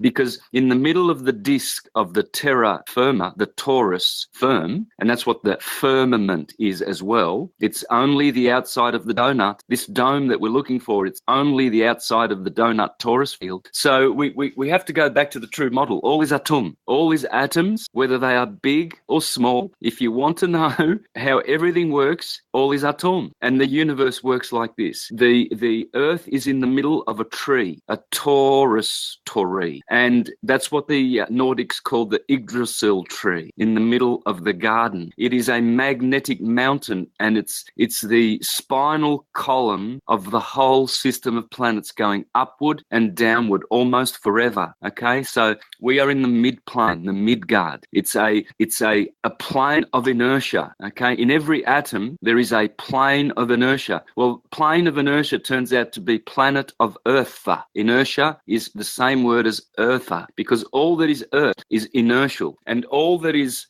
magnetic and stimulating creatively the Earth plane is turning. The Earth turns not. What is turning is the solar energy. And I'm going to show you a 3-minute video now that I've done my little talk, in a minute when I get another chance to talk, of a genius called Pierluigi Gina, died in 2004. and I'm going to show you a 3-minute video where he proves that the Earth does not move. Proves it, okay? And he was a colleague of Guglielmo Marconi, the inventor of the radio, for 10 years. And both of these gentlemen discovered that the Earth doesn't move and it's stationary. And I'm going to show you that video and other videos on this genius so we can get them translated into English and put an end forever to the nonsense that this Earth is moving. Not only do we have Sagnac, Michelson-Morley, Michelson-Gale, George Airy, and others prior to them in the 1700s proving that the Earth is stationary, but we do now have a mainstream academic scientist that the whole world glorifies, Marconi, who was a stationary Earth. So we'll get into that in due time. As everybody's sitting there, and as Santos has just mentioned that, do we want to see his first video then? Sure. Everybody happy to watch this video? Yeah, let's go for it. Sure. All right, guys, how do I share screen? Series will tell you. We can't hear you, Series. I'll tell you. Go to the right to the top of the box that you've got, Santos, and Yep. you'll see a person with a cross, a little sort of wheel, and 3 dots. Yep. Press the 3 dots, and it should say share screen, full screen, or share screen. Thank you. All right, can you guys see my screen? Yeah. Okay, now this is the 3-minute video. As you can see here, it's 3 minutes. This is the title. Please remember the title, you guys, because you guys and the listeners, you are leading the world in science, okay? Not scientism, science. Science is a good word, a very good word, okay? And we are scientists because we point to and we do experiments. Remember Tesla said the scientists of today, get lost in equations and mathematics and exchange experiments for mind-numbing equations, and they make a picture of reality that is totally unreal. Well, that's what you're going to hear from the mouth of this genius, Pierluigi Igina. Now, before I do that, I just want to click on these other videos for the sake of the listeners. Here are some of the other experiments proving the Earth does not move. Here is the Sagnac experiment. Please take a note of this, the title here so you can find it. Okay, that's Sagnac's experiment. Now, the thing with Sagnac and these other guys is that they have not reached the mainstream acceptance as Marconi. So that's what's going to knock the globies right off the bottom of their Santa ball. Because Marconi, we can't hide him under the carpet like Sagnac here, okay? And here we've got Michelson-Morley. I haven't pulled up the Michelson-Gale one, but that was done later than the late 1800s to counter Einstein's general relativity in 1915. Okay, not his special relativity of 1905. So Michelson-Gale is another experiment, and then here's George Airy. They call it Airy's failure. Now, these other 3, I'm providing those as a backdrop to this one of Marconi's, guys, because the importance of the Marconi one is very, very significant because he's in the books. He is in the books and not ridiculed. This is a scientist who gave the world the radio and many other inventions. Now, I'm going to have to translate this, so please let me know if the volume is good. La cosa principale è che queste conoscenze adesso fa ridere, perché è mai possibile dire che la Terra è ferma e viene l'energia, eppure quando vanno a mandare su i missili. Okay, what he's about to show this interviewer a machine which proves that the Earth is stationary, okay? Now, there's going to be 4 major points that you will learn in these 3 minutes that I hope that everyone takes and shares with all the doubters that they know, okay? The first point he's saying here is to prove that the Earth is firm and stationary is very, very easy to do. Essentially, that's what he's saying here. And the first point he's going to make is when missiles are launched, they have to take a curved linear trajectory. They cannot go directly. Now, this is something very interesting. I didn't know that until I heard it from this guy. Ma non possono andare direttamente, ma devono prendere una traiettoria che è il movimento rotatorio del Sole che fa spostare per arrivare a quel punto. There you go. Now, what he just said was that to launch a missile, you have to launch it in a curved trajectory in order to overcome the turning magnetic energy of the sun. Okay, point number one. He just said that. Okay, here is a scientist and he's got all these machines. He's not just anyone saying it. Quando voi sparate, siete dei cacciatori voi altri, no? No.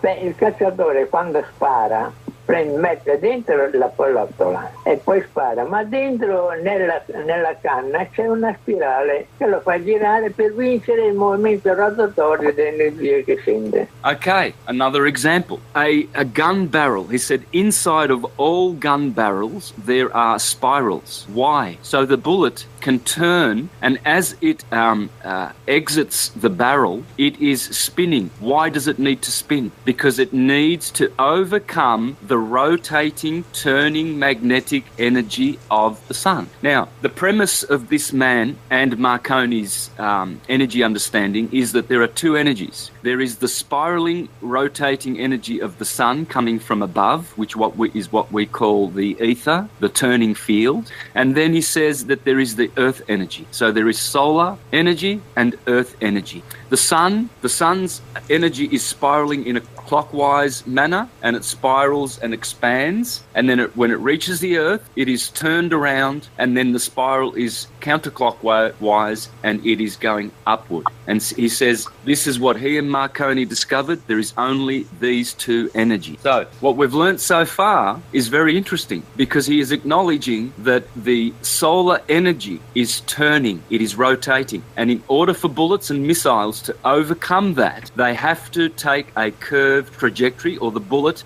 must be spinning to overcome this magnetic field. And this is probably what people are referring to as the Coriolis effect. I'll get into that if we have to. Invece l'uomo crede che la Terra è... Ma Zecchicchi ha fatto un apparecchio talmente sensibile... Questo scusi? Zecchicchi, il professor Zecchicchi, lo conoscete, no? È quello che studia là, che fa dei grandi studi. Contemporaneo? Laggiù in Bassa Italia, Zecchicchi. Solo io non conosco. Ad ogni modo ha fatto un apparecchio talmente sensibile che la Terra, appena che si muove un decimo di millimetro, si riscontra. Allora la Terra è ferma o si muove? Oh, this is beautiful. Now, he's referring to a guy called Zecchicchi, who comes from southern Italy. And he made a machine, he said, that can detect the movement of the Earth 1/10 of a millimeter. Now, his argument is, how is it possible that the Earth is moving? This scientist in southern Italy has made a machine that can detect 1/10 of a millimeter of movement of the Earth. Now, he asks the interviewer, you tell me now, is the Earth moving or is it still? Secondo questi apparecchi? Questo apparecchio può vedere che la Terra è ferma. Did you hear that? La terra è ferma. He said, according to this machine, the earth is still. La terra è ferma. That's terra firma. Okay, so he's saying it's firm, it's fixed, it does not move. Now, here is the machine which proves it. Let me show you the machine, then I will explain how it works. Ecco, voi vedete, qui c'è energia solare e energia terrestre. Lo vedete questo che è fermo? Sì. Noi vediamo quello là che si muove. Okay, so what he's showing is that everything in his room is still, is it not? Well, the interviewer says yes, it is. And he's got, where you saw that strobe light, he has a strobe light lighting up two fields, the earth field, the earth energy or spiral, and the solar spiral. And then he points up to this machine up here, and he's showing how it's showing the illusion of movement. Let's watch that. Solare che fa girare il movimento della Terra. Cioè lei dice l'ombra praticamente. È l'ombra, noi vediamo l'ombra perché questo è fermo, è per quello che fa 15. So what he's showing clearly all the machinery is still and yet it appears to move. And what he's explaining is that the strobe light is catching that effect because the solar energy is rotating. Now these are the words of a genius, guys. I'm only the translator here, okay? 20 anni cominceranno a credere perché sono convinti che la Terra è ferma. See, and he says in 20 years mankind will understand this because mankind is still observing effects and not causes, and their senses are being fooled by effects. Ma ad esempio Quando tipo adesso mai i russi e gli americani, qua tutto il mondo ha i satelliti, no? E proprio il satellite, da satellite diciamo ha un obiettivo. È uguale, solo che invece di credere che la Terra gira, gira l'energia solare. Ah, è l'energia che gira. È il solare che gira. E lei in base a quale conoscenze? Guglielmo Marconi ha messo una antenna in alto. Okay, did you hear him mention Guglielmo Marconi? Now, the interviewer is saying, well, how do you know that that the Earth is firm? How do you know? He says, my friend Guglielmo Marconi. He said he made an antenna, and the top part of the antenna extended into the heavens to draw in solar energy. The bottom part of the antenna was projected into the ground to capture the Earth's energy. Okay, let me just continue. Basso il relativismo Sole-Terra. L'energia solare scende a spirale con le indicazioni di sfronto.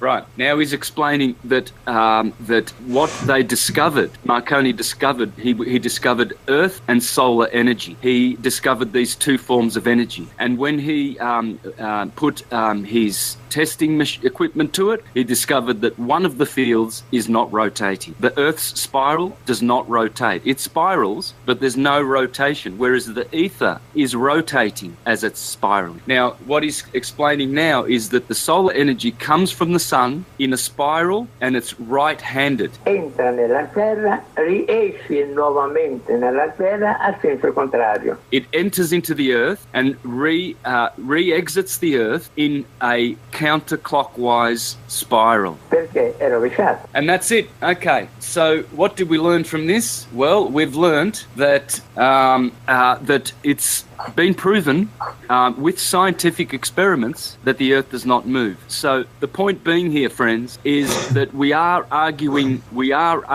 about a matter. When we talk about the flat Earth or the shape of it, whether it's rectangular, concave, convex, ball, square, flat, we are arguing something that is of secondary importance. What precedes form is motion. You see, Copernicus, his book was on the revolutions of the celestial spheres. So spheres, shape and form is secondary to revolutions or the movement. And the Copernican revolution was based just on that, on movement. So what precedes form is the first principle, that of motion. So I would be attacking the point of whether it moves or not, rather than what shape the Earth has, because science has proven beyond any doubt at all whatsoever that the Earth is stationary. They've proven beyond any doubt that it's immovable, as the scriptures say. I mean, the scriptures say that the Lord made the Earth stationary, immovable, firm, and it will never be made to totter.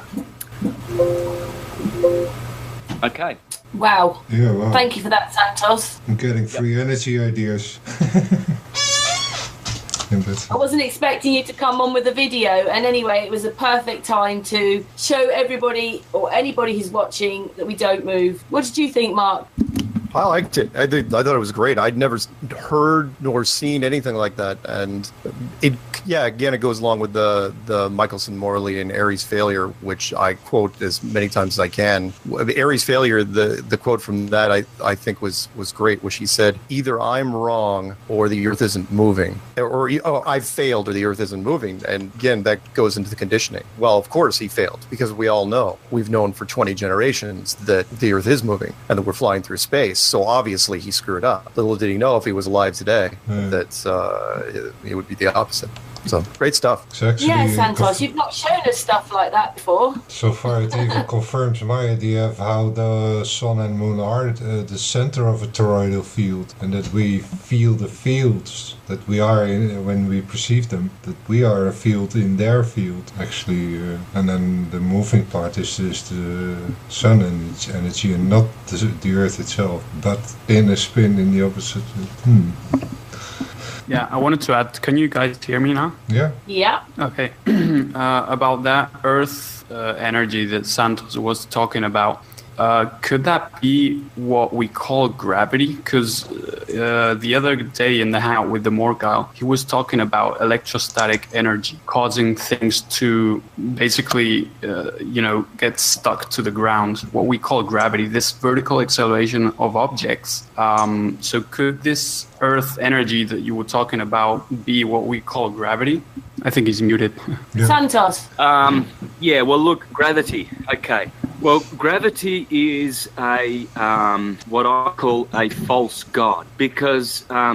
First and foremostly, it's a beautiful word, and it does explain what the effect people are seeing, but they don't realise that it simply does not exist, not on a ball, not in any shape or form at all. What actually does occur is dielectric acceleration.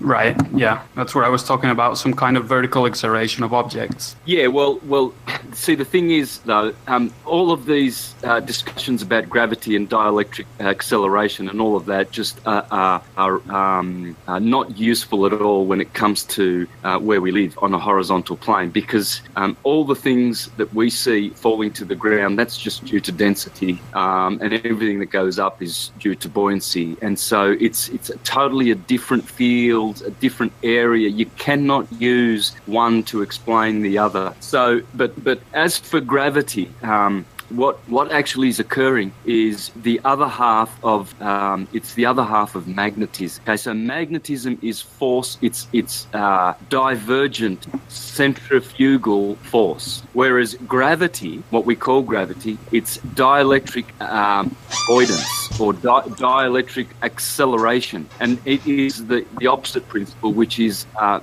inertia and acceleration. So for all the force and motion out there, the opposite force, inertia and acceleration, is what we are calling erroneously gravity. But if you want to be technically correct, it is dielectric voidance.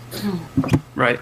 Yeah, the Morgile was calling it electrostatic energy, and he was saying that Nikola Tesla knew about this. The Egyptians, that's why they built the pyramids to gather this kind of energy. Yes. That's really strange. Those words you just used there, Oliver. Both of those were what someone was trying to describe what happened on 9/11. That you call it electric when it's what was it again? Dielectric. Yeah, dielectric. Yeah, but we are taught it's electric. It's dielectric. Sorry, is static electricity. Okay, so it's the opposite of motion, force and motion, which is another modality of electricity. They're just two different modalities of the same field, and the field is the ether which is moving above the stationary Earth plane. So everything above us in the air, it's a magnetic field, and it is turning, it is rotating, and that turning and churning is producing all of the phenomena. Okay, so the noumenal world, the causal world of the gods, i.e. the Sun, Jupiter, Saturn, Mars, these are the archons, the cosmocrators, the Elohim, the gods of creation, or the archangels, Michael, Uriel, Samael. They are creating on this projection screen, which is the Earth. It's a theatre. They are projecting their minds, their noumenal force onto the Earth. So this spiral energy from the turning ether, which Igina calls solar energy, it is turning and churning, and they are all turning in their different orbits and their different time periods. They all have their different cyclical revolutions, and due to the combinations of all of these revolutions in the heavens, all different creation, all different manner of creation is occurring on the Earth plane, on the plane of inertia, the planet of Eartha. And so when the Copernican revolution began in 1540, it was totally a revolution that just swept the world, and it was pushed by the Jesuits, who were founded around about the same time. I'm going to expose them in a presentation soon. I'm going to expose all the papal families behind globalism and the globe. All 13. And so look out for that. I've got all the material ready to go. It'll be a 2-3 hour presentation, and it will comprehensively smash globalism forever. For people who want to know these things, of course. For the consensus herd mind people, they will just continue in their delusions. They're not meant to awaken. So really, the flat Earth is the ultimate intelligence test. All the unintelligent ones, they're trying to fall off the bottom of the Santa ball, desperately trying to fall off, because they haven't seen anyone fall off the edge of the flat Earth yet. So they're going to be the first in history to attempt to fall off. Looks like they're struggling and trying very hard to do that, without any evidence, of course, to support their theories. So this Copernican theory, when it came, it was edging out Tycho Brahe's true cosmology, because Tycho Brahe was spot on. He figured out that the sun is in a vortex and turning, and all the planets are turning in their epicycles round the sun because they are captured by the sun's vortex. Okay, the sun's vortex is the second biggest vortex in our universe. The Earth's is the biggest vortex, or donut, or atom, or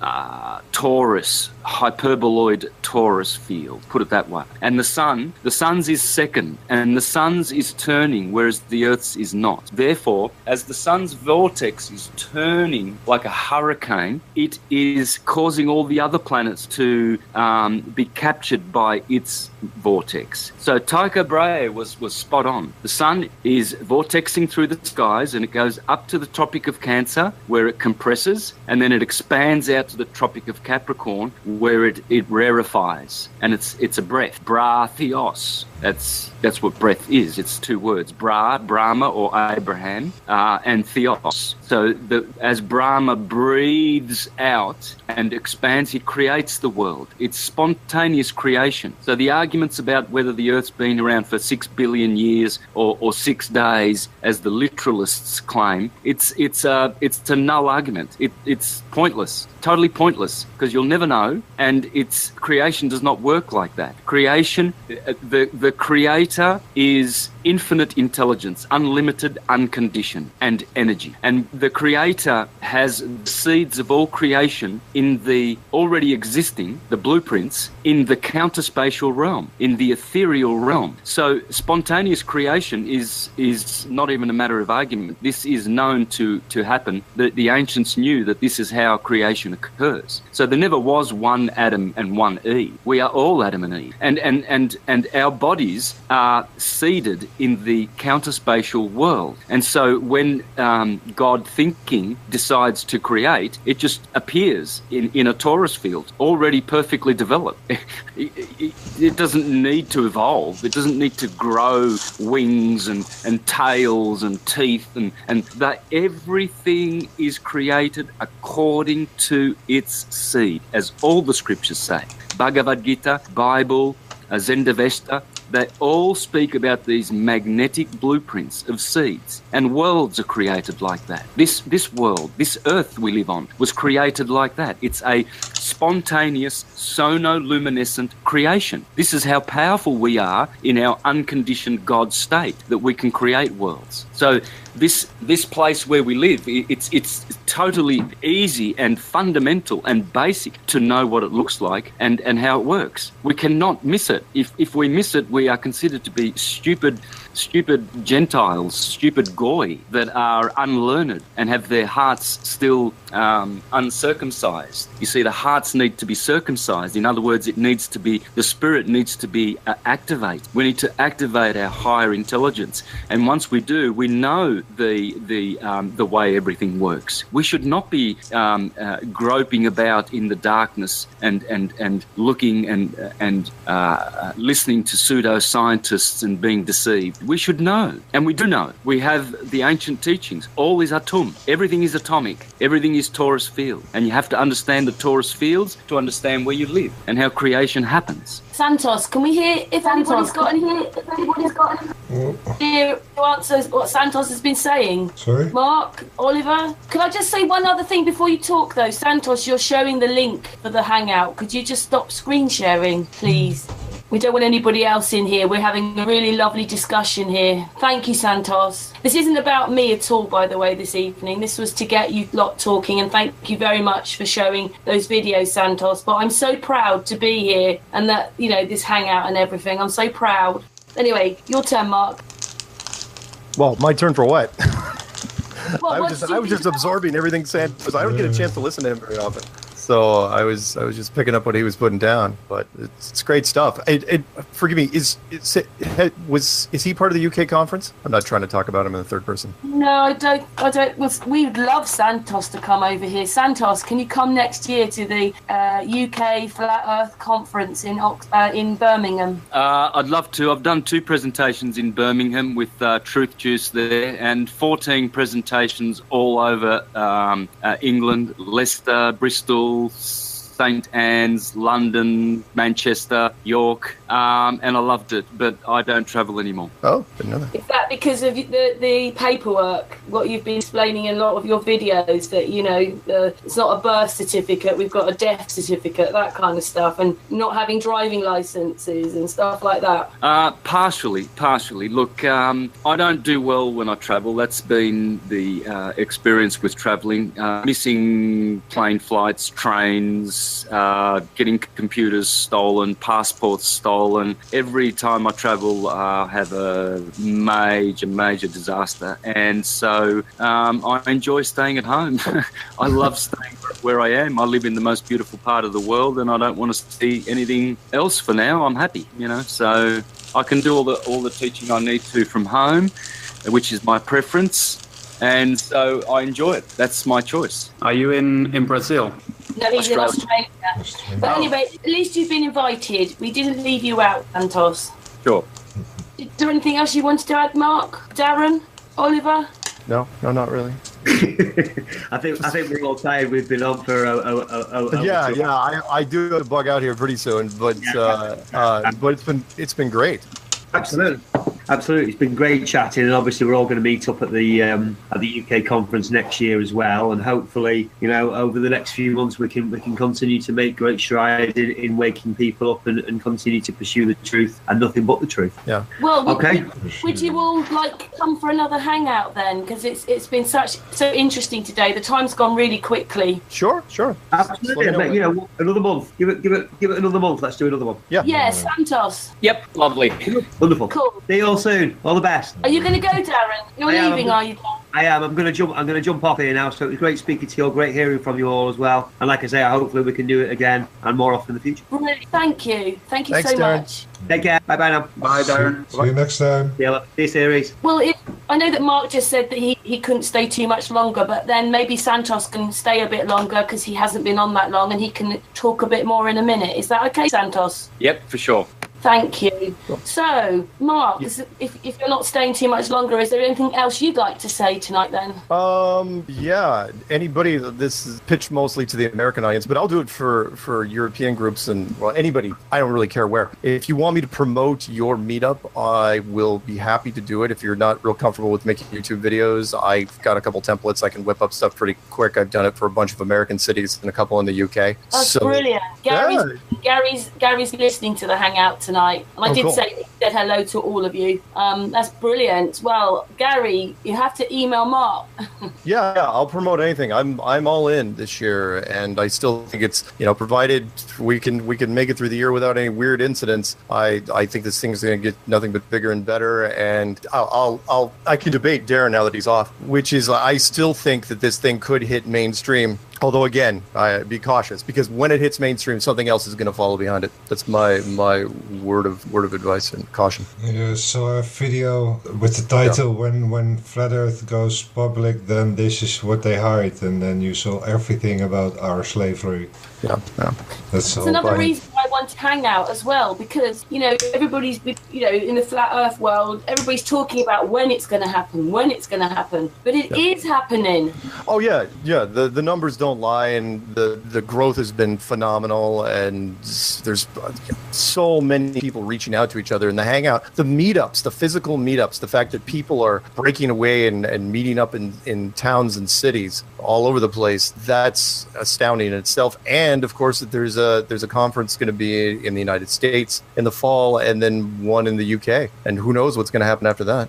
Yeah, I would like to say that I also think it's going to hit mainstream media. In fact, a well-known newspaper from Spain, kind of mainstream, they contacted me to do an interview. Yeah. I didn't go because they wouldn't let me have a copy of the interview, so I said no. But the media is already aware of Flat Earth, and big YouTube channels here in Spain, at least, like big science and conspiracy channels. They all know about Flat Earth now. Yeah, I'm curious. I did a mainstream interview with a newspaper here in the States just last week, and I didn't want to release it yet because I want to see if the article actually gets out there first, or if it gets shut down by the editor. But if one way or the other, I'm going to release it. But we're right on the cusp of something big. We'll have to just see where it goes. Anyway, I don't want to keep you guys because I know Santos wants to roll with whatever he's got. But thank you so much for inviting me, and we'll talk again soon, okay? So you will come back like maybe in a month's time when we do another one? That implies that I like you as a person. So. Oh, I've come back now? Of course I will. Good Lord, all you have to do is that.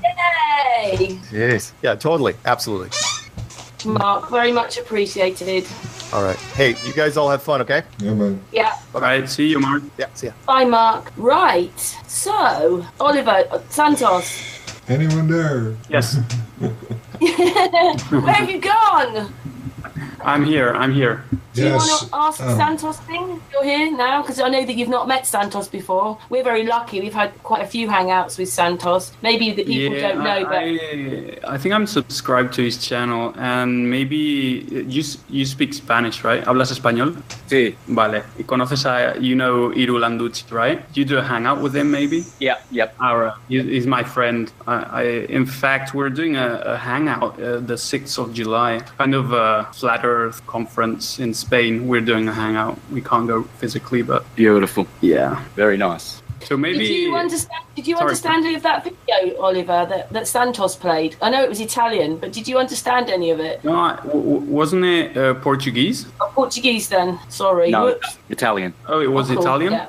Well, I kind of, because it's similar, Italian and Spanish is quite similar, so I kind of understood half of it. Cool. Yeah. Well, the point with that is, once you click on that video, then you will click on other ones that have his name and the word terra firma, not firma with an I, with an E, firma. Right. So look for that, and you'll see another 10 videos where he was interviewed through the 90s, all the way up until his death. It was 2005, and he continually repeats, always, he continually reminds his interviewers, the Earth does not move.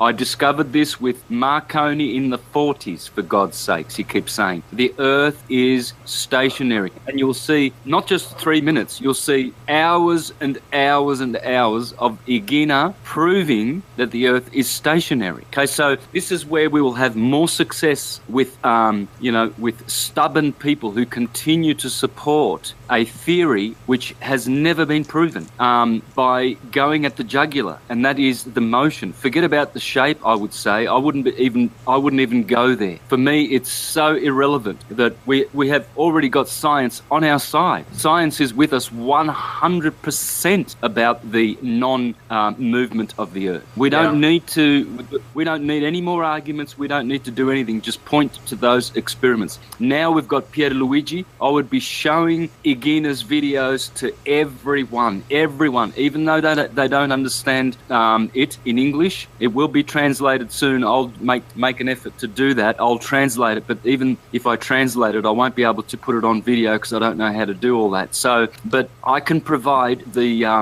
English translation for it, and we need to share that with one and all, because we do have someone of the highest status, Marconi, who was a stationary earther. And of course we know that Tesla insinuated it as well. We know that they all know this. Igina says that all the greatest inventions that have ever happened have occurred from the point of view that the Earth is stationary. All the scientists that have cracked major experiments and understandings of the universe have done that through the knowledge that the Earth does not move. We must re-establish this because it is insanity. It's insanity that they teach our little children that our Earth is orbiting around the sun at Mach 88. That's 66,600 miles an hour.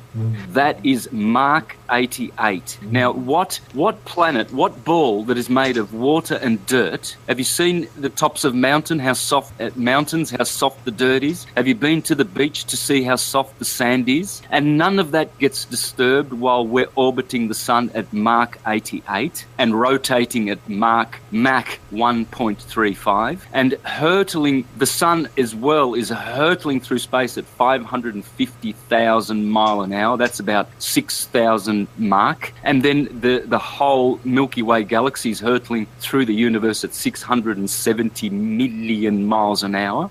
And this ball of sand and water is actually maintaining its form as it compresses through the atmosphere, through the vacuum of space. And you mean to tell me that all of this hurtling, wobbling, thrusting, maneuvering, rotating motions are not affecting this ball of dirt and water? It's not in something that is made of high tensile steel, which is fabricated as a crystal, so intense and sturdy that it can withstand all of those speeds. It's just a ball of vegetation and dirt. And how does it keep composed? This is insanity to even think that there's any slightest, 1/10 of a millimeter of movement of the Earth. It's insanity. And yet this is what little children are being taught. We have to do our responsible part and expose these lies, these demonic, satanic, Luciferian deceptions and save people from their upside down delusions.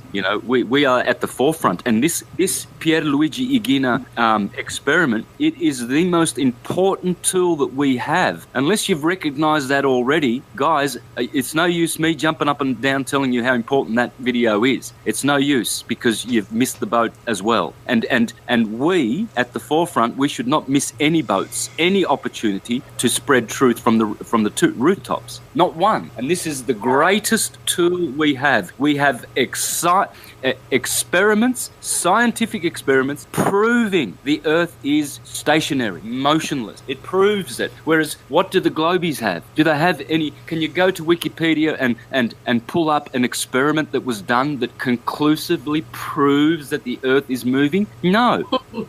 Nothing. Not one. And yet the guru of scientism, Einstein himself, said, I've come to learn that no scientific experiment has detected the movement of the Earth. I've come to believe, he said. So, this is where we need to stop at this one point and not argue about this, that, and the other. Just the fact that we have on video. See, we don't have Michelson Morley on video. Michelson, Gale, Einstein, Sagnac, George Airy, they're gone. We cannot bring them back. There's no video footage. Whereas we do have Igina, who was a colleague of Marconi for 10 years. This is significant. I keep stressing it because here we have the nail in the coffin, the big nail, that it's checkmate. It is totally and utterly checkmate, because Copernicus depended his shape of the Earth on the motion of the Earth, right? On the revolutions of the celestial spheres. He didn't put the word spheres before revolution. Revolution was first, and he created a revolution. He created a revolution of scientism where idiots follow and bow down to theories and hypotheses. Another hypothesis that has swept the world is the gravity hypothesis. Everything about Newton's work on gravity was prefixed by the word hypothesis. Okay, even Copernicus said the hypothesis of the movement of the spheres is one only to explain natural phenomena and not to be taken as absolute truth. So what kind of a revolution did he start? He started an upside-down revolution of idiots. And the world has been deceived by satanic, demented demon theories. And they're all relatively upside down, sideways, thrusting, hurtling, wobbling, orbiting, rotating. They're clueless. But never straight. Clueless. Yeah, it's definitely all theories when it comes down to the globe, and especially gravity. Because, if we think what they're saying is that the center of the Earth is attracting everything, that's the essence of of the theory of gravity. But we've only been 12 kilometers deep with the Kola super hole, right? The Kola ultra deep hole. So how do they know what's in the center of the Earth? It's impossible. They cannot know what's there. We've only been 12 kilometers deep. So if you don't know what's in the center of the Earth, you cannot know if the center of the Earth is attracting everything, which invalidates the whole gravitational theory.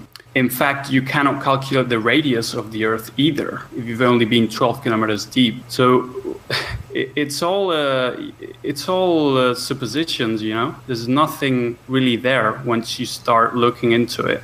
And you also have like the impossibility of calculating the mass of everything on Earth. Like if you actually think about it, it's just ridiculous. How can you know the mass of everything that's on Earth? I mean, it's just nonsensical. So the whole theory of gravity is based on suppositions. So the globe is also based on suppositions, and everything else is based on suppositions. And for me, like the best proof, apart from the gravity nonsense and all the experiments you said, like Sagnac, Michelson Morley, Airy's failure, is the water not finding its level always. It just makes sense. When someone tells you water doesn't curve, it just makes sense. You cannot disprove that fact. It's what we observe. We've never seen water stick to a spinning ball. So it's just logical to think that Earth cannot be anything else than a plane which contains the water. That for me was one of the best proofs, and the one that convinced me the most, that the Earth is actually flat and cannot be a ball, physically impossible. And you know, I always approach people with the water thing, water being level. That's just key because they cannot disprove it. I've debated lots of people, even scientists, people with university degrees in physics. They cannot disprove the fact that water is always level. You know. It's just that simple. The deepest place found in the elevation was 10.5 kilometers. Right. And so, I mean, it's just nonsense, really, the ball theory. You just have to ask anyone that believes in the ball, can you show me water sticking to a sphere? Well, it's not going to happen. It's just not going to happen. So then you ask them, well, why do you believe the oceans stick to the Earth? And they just have to tell you, well, NASA images. But of course, that's a dead end. I mean, you can just prove they're all CGI. Well, so far, when you take the photograph as their so-called satellite imagery and you put it together, you end up actually with a square. And I really wonder, how do you put that on a ball without distorting the photograph? And why is it a square if that is the actual photograph from a ball? Yeah, right. And well, I mean, actually, something that I've been looking at recently is Archer Sage's video. I don't know if you know his channel. He's kind of starting out, and you know what you find out when you look at the telemetry data and the NASA images. I made a video in Spanish about it. You can actually see how NASA fakes everything. So you've got this LRO, supposedly satellite, and what they did is actually modify the original image, you know, this classic image from of the Earth from the moon, and they actually edited some part out to cover up this ridiculous box that we all saw, and they just edited it and put it in their webpage, and they keep doing like ridiculous things like this, so that there's just no real images from, you know, one snapshot of the Earth from space. That's all you need to prove the ball is one real photograph of the Earth, of the complete Earth, one snapshot, not a composite, but a snapshot. Instead, we get this CGI crap. So, I mean, if Earth were a ball, it would be very easy for them to prove it. They just need this photograph. They just need to show how water can stick to a ball, but they cannot. It's 2017. It's too late now. Like, even if they come up with some supposedly, you know, real image, it's too late. It's been like 40 years or more.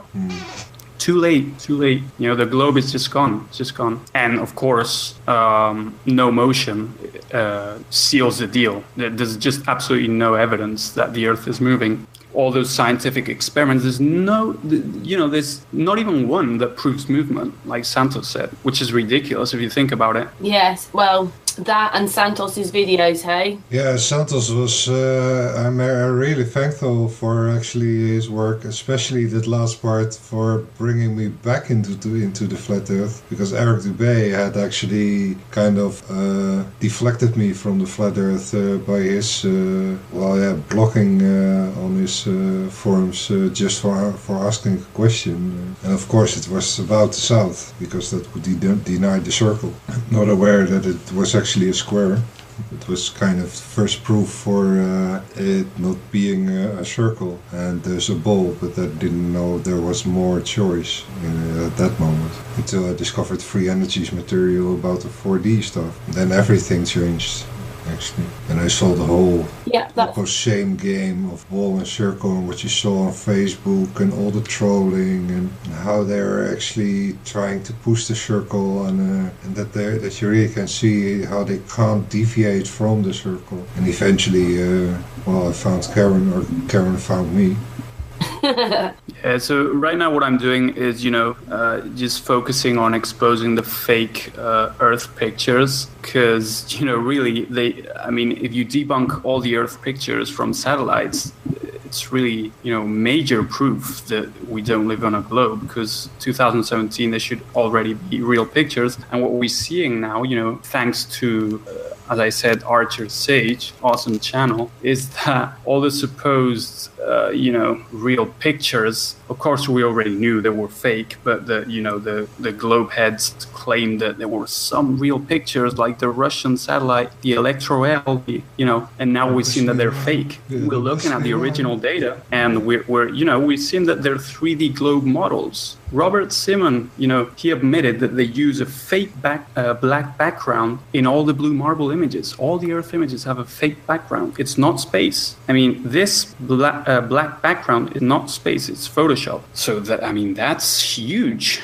It's just huge. Yeah. Pure 3D CGI. It's all 3D models, all Photoshop. And he admits it. Of course, people don't look into it because, they just mention it once, hoping that no one will see it. And honestly, I don't think they even care. I don't think NASA cares. They just put things out there. They're messy, they're sloppy, and they know that the general public just won't look into it. But, there's more and more flat earthers now that are looking into all this. So it's just over, and even people that, that think flat earth is ridiculous, when I've shown them these NASA fakeries, they're like, oh, well, I might look into flat earth because this is honestly quite ridiculous that they're faking Earth's pictures from Earth. Like, why would they, right? If they had real pictures, why do they have to fake it? Yeah. Oh, yeah. And that for me, that's one of the keys, fake Earth images from space, water always being level, and no rotation, no proof of rotation.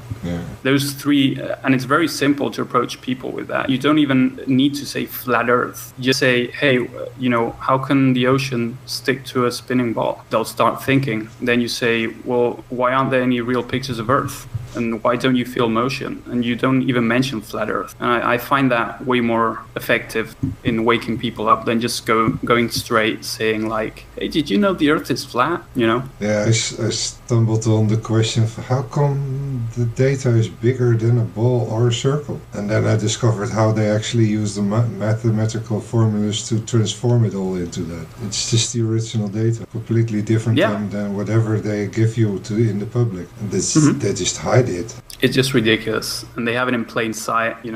They're simulating the clouds until the year 2000, like 100 years from now.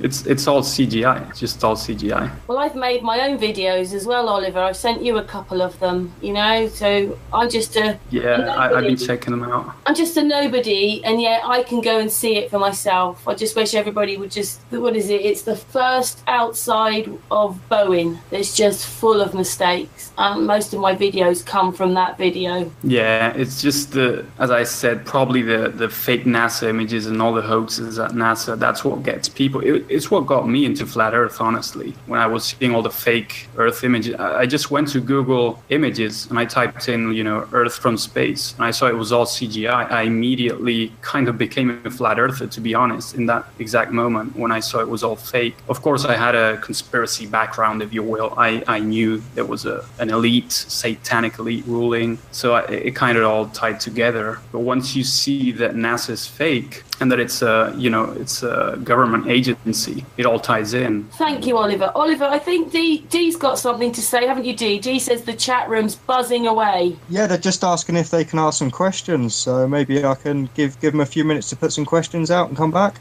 Is that okay, Oliver and Santos? Yep. Excellent. Okay, well, I'll get back to you in a second then when I've got some questions. Okay. Yeah, I think what it is, Oliver, you've got to almost 1000% prove what it is a lie, but everybody else, even ourselves included before, just believed a theory, believed what we were told without checking any of it ourselves. And when you actually, like you, go and actually study this stuff, it is full of mistakes. Not one, loads. Oliver. Yeah. So I thought sorry, I thought you were going to keep going. Yeah, I mean, loads of mistakes, and you're finding this, I'm finding this. Yeah, I mean, everybody's finding this, honestly. So it's good that you keep making videos, and there's always someone that's going to wake up. Doesn't matter how many people see your videos. There's only at least one person that's going to go like, oh wow, I'm going to research this, and it's thanks to your video.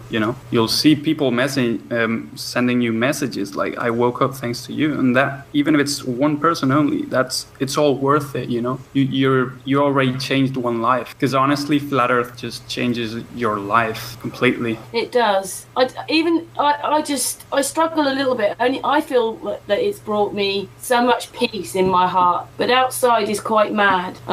Yeah, they're quite mad. I'm not sure. I used the word the other day. It's like the living dead or something. But he just looks worse now because I don't know. It's a spiritual journey for me. This as well. I mean, some people don't like connecting them, but it is both. It's not just a piece of land. But yeah, I'm not sure if people just look worse now because you get more sensitive, don't you? It opens up so much. You just see normal people as being like zombies, I guess. Like being completely asleep, and you feel like so different than normal people, to be honest. Not only socially but in a spiritual sense. So that's why we're so keen in connecting with other flat earthers.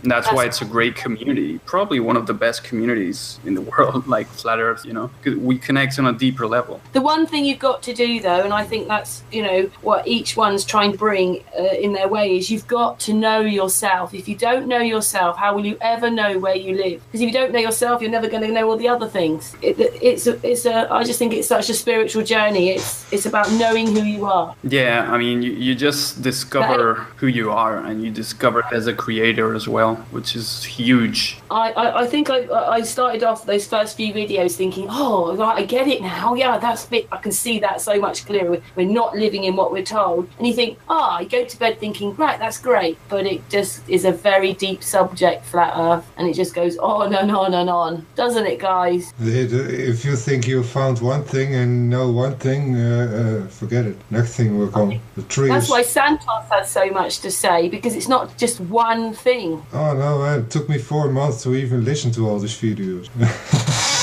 And then processing that takes a lot of time in that sense. It took me 4 months to read the Bible, but it took me at least 7 years to realize what was actually standing there, Dee, do you have any questions? Well, I'm reading a question in the chat that someone says, I have a question about the curving of water. There is something simple we are missing. What about a drop of water? Well, a drop is not a large surface of water at rest. That's important, because people will say, well, what about cascades? What about, we're talking about large bodies of water at rest. They will always seek its level. We're talking about oceans, lakes, even swimming pools. We're not talking about one drop. Or a cloud. Surface tension, right? Yeah.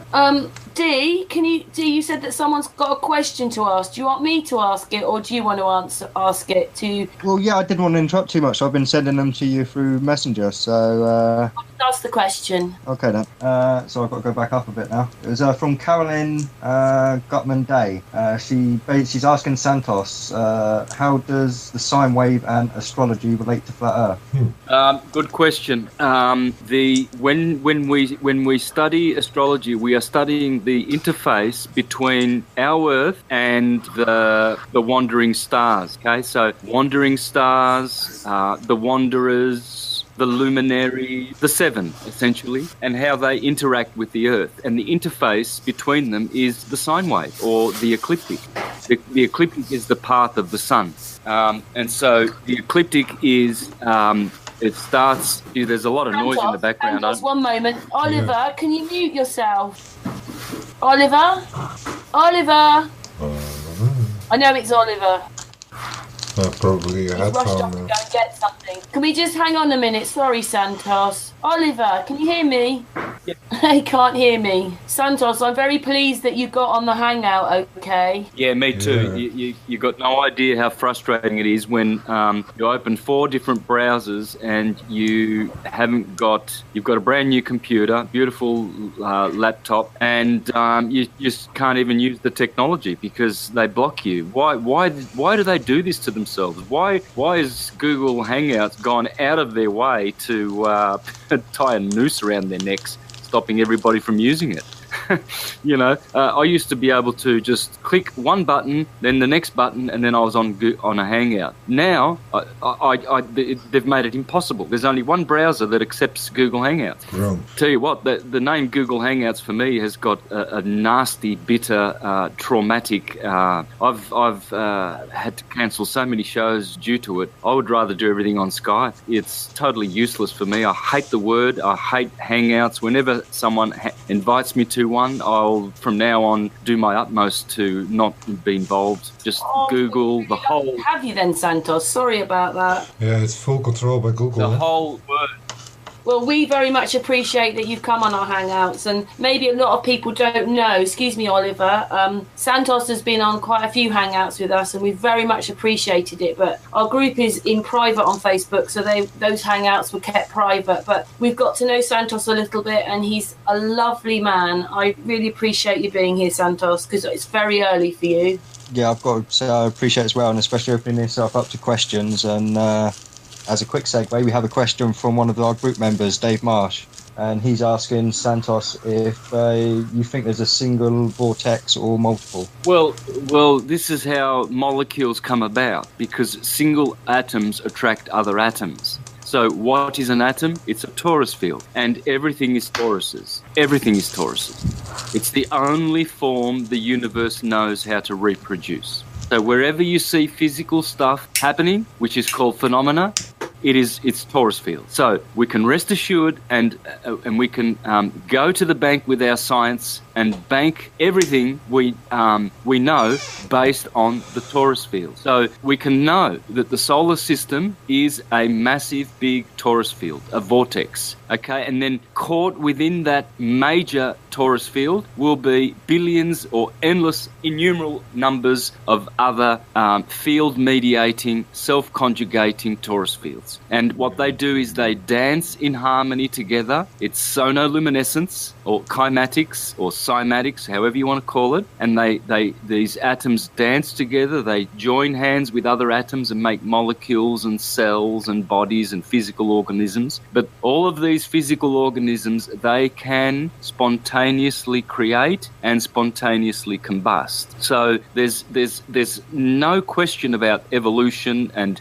the age of the cosmos, blah, blah, blah. All of that is totally a waste of time, because everything can be folded up within seconds and reproduced within seconds. That is the ability of the torus field creation, because it is it's a self-conjugating system. It's a field pressure mediating system, and it works on the golden section phi ratio, and that phi ratio knows how to reproduce. So torus fields are what, say, someone like Ken Wheeler would call reciprocating precessional hyperboloid toruses. Reciprocating precessional hyperboloid toruses. That's all there is. That's all you need to learn about to understand the universe, And everything works like this. Let me show you, I'll show you my screen, and I'll share with you how the ancients proposed that the system works. Here it is. Here is a tree or a Torii. Oh, there. Can you see my screen? Yeah, it's there. Okay, so what we have is the center of the tree, which is the trunk, and then the roots going down in a vortex and the branches going up in a vortex. You can clearly see that a tree, a torus, rotating. If you look at a tree carefully, you will see the hypertrochoid phyllotaxis way that the energy is expressing itself. So when you come down to all fields of energy, you see these toruses.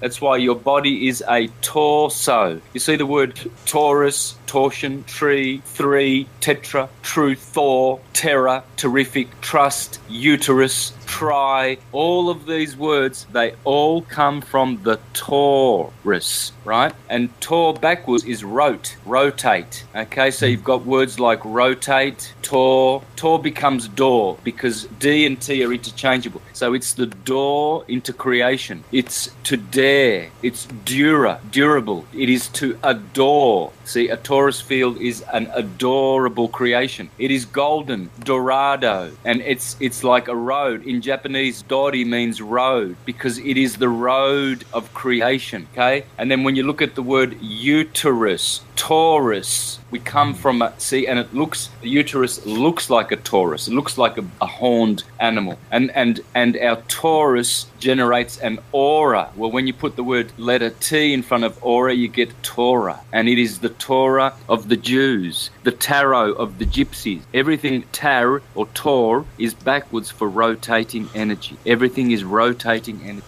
And so you can know how our cosmos is because it will have a tree in the middle and then the disk of the earth or the square. It's a square and a disk. It's both. You see, the universe makes cubes and spheres. But we don't live on spheres. We live inside of spheres. And so the earth will have a mountain in the middle. It's called a tree, and it will be a torso or a torus, and terra firma will be part of that system. And the terra firma part, whether it's a square or a rectangle or a circle, the Bible says it's a circle. The Lord God stands above the circle of the earth. It's trying to tell us something here. It's trying to tell us that part of the earth that is firm is circular, not spherical, round. It has roundness to it. It has rotundity, but it is not a sphere. And inside the donut is a ball or a bowl or a bulb, a bolet. Bolet means what? Flower. Bulb means tree. Let's have a look at some, here we have, I would be reading these 2 pages. This one is very important because it shows how, where is it? We're looking for the word tree. It's escaped me. Maybe I have it in some other place, but here it is. Okay. Trunk of a tree. Yeah, trunk of. I'll put it in red for that specific reason. So trunk of a tree, bolet. Okay, so this is the trunk of the tree. We saw that in the other slide just previously. Okay, it is a tree. It is a bowl. It is a hyperbole. And so all of these words, boil, blow, they all come from the shape of a torus field. Here I've got. This is very interesting. Here I've got the twins, the Taurus and the bull. Now, because in the middle you have the hourglass hyperboloid shape, and on the outside you have the donut, the sphere. And so the hyperboloid is the inverse of the sphere. And so we have torbul words, turbulence, table, stable, turbine, travel, vel is bell, B and V are interchangeable. Oliver will confirm that in Spanish. Be and ve are interchangeable. Tremble, terrible. These are all Taurus bull words, guys. And backwards, you have bull Tor words. butter, better, batter, bitter, potter, buttress. What is a buttress? Well, it's a bull Taurus, okay? It's a hyperboloid Taurus. Betray, bottle, battle. When you go out in battle, look at the French word battu. Well, what's that? Ball, Taurus. Beaten. All of these words. Bull means blue, Taurus means red. Rot is German for red. Rotate, red. And when you look at the word Adam and Eve, Adam means red, Eve means blue. This is what's going on, guys. There's only Tauruses, there's only bulls. That's what a bulb is. Look at this. You see the orgasmic explosion of the purple bulb? That's your purple crown chakra. See the arms? This is how bodies are seated, friends. It's combustive. It's spontaneous creation. There it is. There's the Taurus field, guys. You can't deny it. It's rooted in the ground, and then the green part comes upward to meet the sun. All of these words are bull words. Bulk, bell, tumble. These are Taurus bull words. Tumble. Here it is. The gods are forever turning the tree. You see, some gods are turning this way, some gods are turning the other way. But it's a churning of the milk. The milk is Krishna. From the Krishna milk, as Krishna expands, you make butter, ghee, curds, cream, yogurt, cheese, ice cream, chocolate, coffee, cakes, biscuits, custard, whey. All of this comes from the butter. You see Krishna here with his brother Rama? What are they making? From milk, they are making all the products of the universe, because everything is a churning or a turning. Tor is turn. Taurus field, tor backwards is rotating. So to turn is another way of saying to rotate. And that's all that's going on, folks. Everything is Taurus fields. See here, you've got Taurus, rotate, to talk. There you go. Same word. When you talk, you are creating Tauruses out of your mouth. You are telling stories. You are the orator, the actor, the creator, the author, the tutor, teaching others. You are a motor. This is my favorite word of all words, motor. Tom in it, all is atum, backwards, and it has Taurus, because an atom is a Taurus. So motor is your favorite word for teaching the truth. Rotor, there it is. It's all there, guys. Rotor is backwards and forwards, the word Taurus. Astor, what is an Astor? It's a star. They're all Tauruses. Storm, history, plethora, theory. It's all theories, isn't it? Yes, because theories are Tauruses. Thorough, agitator, ancestor, attorney, selling you under a bus, an attorney, in law. Woe to you lawyers, for you bind the small ones with great you bind the sheep-like ones with great burdens, but you yourselves bear none of them. Storehouse, what's a storehouse? It's a Taurus. A mentor, a contractor, a creditor. To try, what happens in football when you make a try? You kick a goal. It's a Tauri. Curator, doctor, grantor, inventor, janitor, restore, torture, victor. Guys, the list goes on forever. All words that end in tor, they are all Taurus fields. Rotating, magnetic, rotating fields. The thorn on the head of Thor. Who is Thor? Well, he's a Taurus field. Jupiter, Zeus, Jesus, with his 12 disciples. It's all round, yeah? It's all round. Jesus and his 12 disciples. Well, who is Arthur and his 12 knights of the round table? Because the table is the Taurus bull, okay? This is where we get our authorship, our authority from the Taurus field. One Jesus has 12 disciples. The other one has 12 knights on his round table. It's all the same stuff, guys. There's only one thing going on. Tauruses. And that's why the Bible in Deuteronomy 32:4 calls God, he is the rock. The what? Tzur. Tor. Tzur. Tur. Tor. Tree. They're all the same words. There's no difference. Tsar. What's the Tsar? Well, he is the ruler of the Taurus fields. He is the Caesar. Mars, another word for Mars. Tyr. Tuesday. We get the word Tuesday from Mars's original word name, which is Tor. They're all Tor. Okay. Jupiter. Mithra, which is Mithora. Stavros, which is the tree of your body. The Stav, which is the last, Tav is the last letter in the Hebrew alphabet. Tav, it's another way of saying Tor. All is Tauruses, guys. Tower, you take out the W and the E, you've got Tor, because it is a symbol of the Taurus field. Anyway, I think I've hammered that point enough. Yep, okay. Oh, that's absolutely excellent. Dave was blown away by that answer. Yeah. We've got another question.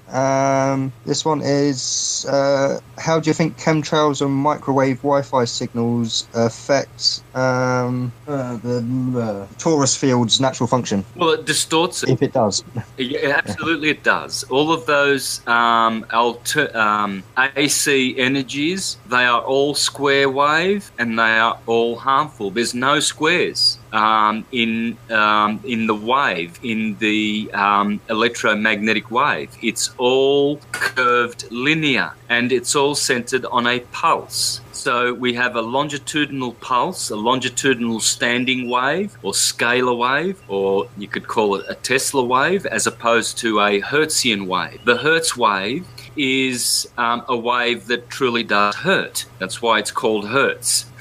And it is harmful. So when they create generators to push out this very, very harmful and destructive alternating current, they're doing it deliberately because they know that it causes harm to the biochemical organism of the body. And how it does this is it rips and it tears into the beautiful natural structure that is the biochemical body. So knowing that their technologies are harmful, they promote them more and more, and they only put funding into and development money into projects that operate on the electromagnetic square wave. And it's all particle based. It's all particle physics. You see, particle physics is already erroneous even in its name. There are no particles. Scientists, real scientists, they know this. They know the scam of quantum physics and particle physics. There is no quantums. There is no particles. But all of their technology is based on us accepting and swallowing this BS and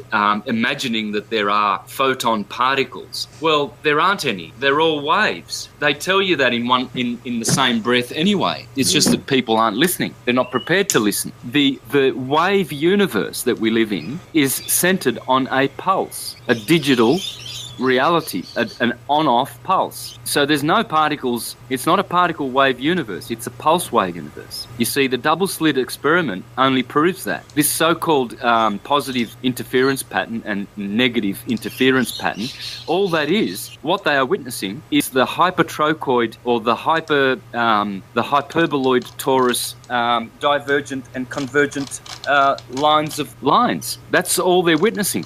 And yet they insist that if you look, you will observe a particle, but then it collapses into its waveform. Well, they're idiots. You can't have it both ways. Even Einstein said you cannot explain the universe with the wave, and you cannot do it with the particles separately. Of course not, because he's a pseudoscientist and he's trying to befuddle people. Of course you cannot explain the universe with the particle or the wave, because there are no particles, and the waves are centered on pulses, and they also are fleeting and ephemeral and transient, because the wave produces what's called the wave amplitude and the wave length. So if you have a wave amplitude and a wave length, then you can distort time and space. And so because we have so many different pulsating orbs, or we call them orbs, disks out there like Saturn, the Sun, these timekeepers, they produce waves. And Saturn's waves is way bigger than the Sun's wave. It's a 30-year wave. The Sun's wave is a yearly wave.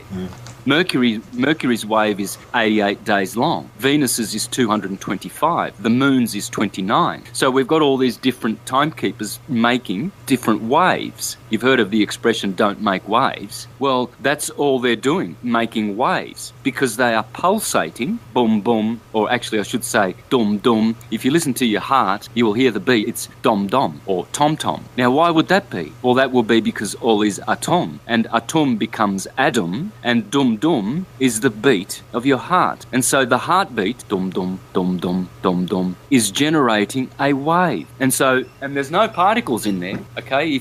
If there were such a thing as particle, at the end of the night, you would have to wash out all the little photon particles collected in your iris, in the pupil and iris and your retina and all of this. You would have to empty out your P900 Nikon cameras, the lens. You'd have to clean all of the particles, the light particles that it has collected.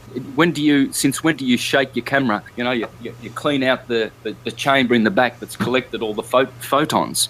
You don't, because there are no particles. Okay, so when we understand that the universe is pulsating and waving, light is waving through the ether. The ether is the carrier of light waves, you see. But materialist scientists are dealing with light waves of electricity, transverse energy. They're not recognizing the longitudinal standing wave, which has no time limit at all. Electrical waves have a speed, a set constant speed, whereas magnetic energy, which is longitudinal, is 0 point. There's no speed limit. It's infinite. There's no limit. It's unconditioned energy. So the materialist will keep you in the electrical grid, because that way you can pay for that energy. You have to pay for that. But free energy, which is magnetic, the longitudinal non-Hertzian wave, they don't want you to know about that. That's for silly, tinfoil hat scientists that will never, amount to anything, will they? Because they're just, talking about something that doesn't exist. Of course you have to pay for everything. How dare you think outside of that box and suggest that, we can tap into free energy? That's totally ridiculous, isn't it? Oh, yes. You see how they've conditioned humans to be stupid, to be upside down spinning idiots, and they laugh at the goy. They have a good laugh at them. Oh, the goy, they think they live on a globe. This is how they sell globalism, global religion, global economy, global currency, global governance, global warming, global everything, and there's no such thing as a globe. That's obviously because we're not doing anything ourselves, is it? We're just believing what we're told instead, because once you go and research anything, it isn't like what you're told. Blessed is the one who like the fearless sheep, that leaves the fold, leaves the herd mentality and thinks for themselves. Blessed is that one. You have control of your own mind. You can operate it as you are supposed to, as all the scriptures tell us. Bhagavad Gita teaches, Krishna teaches Arjuna how to shoot the arrows correctly. Achilles, when he comes back to Penelope, he must identify himself by shooting that arrow through that little eye of the needle that they prepared for him. And as soon as he did, then that old man who was Achilles, who disguised himself as an old man, as soon as he shoots that arrow, Penelope recognizes him. Well, what's this talking about? Well, it's talking about how one is now in charge of their own mind. Achilles was wandering for 10 years while the higher mind, Penelope, was waiting for her husband to return. This is the story of the prodigal son. This is the story of Arjuna, who needs Krishna to help him to shoot his arrows correctly. See, the real hero is the one who leaves the herd mind and uses and inherits his higher mind and uses it to think for himself. That's what all of these stories are about. Pinocchio, what's Pinocchio? Well, occhio means eye. So Pinocchio, if he wants to become a real boy, he has to open up his pineale occhio, his pineal eye. That's what Pinocchio is short for. You see, the ghiandola pineale is the pineal gland. And so when you open that eye, the third eye, you become a real boy. So rather than telling lies and your nose expanding in pseudoscience and being unconscious and being in the lower mind and being deceived like Pinocchio was, all his friends were turned into swine like Ulysses' men, Achilles and Hercules. His men were turned into pigs, swine eaters. Why? Well, because they turn themselves into swine, because they love pseudoscience. They love their ears tickled with false science. They love the herd mentality. They love what everyone else believes, and they believe that same BS. They can't think for themselves. You see, when you become a real boy and you open your Pinocchio, your pine oculus, you see, that's what the word ocular means, isn't it? It's the eye. Yeah. So So if you want to see clearly, clairvoyantly, you need to be clairvoyant. And that is what automatically comes to you when you take possession of your own mind. But you have to take that step. This is what people are not doing. They are the goy, they are the Gentiles, they are the sheeple, they are the chattel, they are the debtors. And that's why the banking system uses them as debtors. They are secured party debtors to the banking scandal, the banking scam. And so until we wake up to these things and take possession of our own lives and souls and then get out of the law of man and onto the law of God, which is true religious science, we are not saved. Yes, Santos, it's the very thing that Siri says in nearly every hangout we have is you've got to take responsibility for yourself. It's the only way to get your freedom. You have to use your own mind. Yeah, to be in your freedom, you can only take responsibility for it. It's the only way. Otherwise, someone else is the author of your life, and that's not your freedom. That's somebody else's freedom. It's kind of... That's what all the lies are about, though, isn't it? Because when you're living in a fake reality and you believe that space is real and all these other things are real when they're not, all you're doing is living in a fake world. To me, that takes your freedom away because it's not the truth. You blind yourself. So you're never living it because they're lying to you all the time. Yeah, you blind yourself with the knowledge of somebody else without actually looking yourself. It's the only way. The question was... Yeah, the only Sorry, way, Series. The question... Carry on, Series. You go for it. the only way to see it is to actually look yourself instead of only following the group in that sense. It's all faith. Okay, the question... Oh, sorry. Oh, Series. I'm not doing very well tonight, am I? I'm butting in. Go ahead. Sorry. Oh, dearie me. The question, Santos has answered it, but the question was about chemtrails and microwave signals. Can they affect your natural field function? What do you think, Oliver? Oliver? We're not talking to Oliver. Oh, right. Well, yeah, sorry, I missed it. I was just saying, we've heard from Santos about, yes, it does affect your natural field function. Just what you think about these chemical microwaves and Wi-Fi signals, do they affect you? Well, yeah, I mean, I did some research on that. I can hear an echo, right? I can't hear an echo. No, you are the echo. Yeah, so I researched into all this, and obviously there's some negative effects of all this Wi-Fi signals, and there are scientific studies that show that these microwaves are kind of even produce cancer of some sort, even brain cancers and all that, brain tumors. So yeah, it's definitely not safe. I try not to use, for example, a microwave, like for example to cook my food. I use the oven. And it's all, it all adds up because at the end of the day, we find ourselves like in front of a screen all the time with a smartphone and all that. All that is we're receiving all these waves. And also, of course, the chemtrails. You've got all the negative effects of the chemtrails. These heavy metals like aluminium. And all this affects our health, of course. So, it's also good to have kind of a raw vegan diet, if not always once in a while, to detox the body of all these metals that we consume without knowing. So, yeah, that would be my point. My advice is to, stay away from as much as you can from microwaves. Turn off the Wi-Fi at night, for example. All these small things add up. Yeah, that's all I have to say about that topic. Karen? Oh, that's cool, sorry. It appears Karen's got herself muted there. Yeah. I don't know if she's trying to talk. I'm so sorry, I muted myself because of Yeah, it's unusual for you to mute yourself, so I figured there must have been a mistake there. Thank you so much, Dee. I was talking to myself. I was just saying, I think Santos has nice, clear blue skies, and that's another reason why he loves where he lives, and those lovely birds you could hear in the background as well.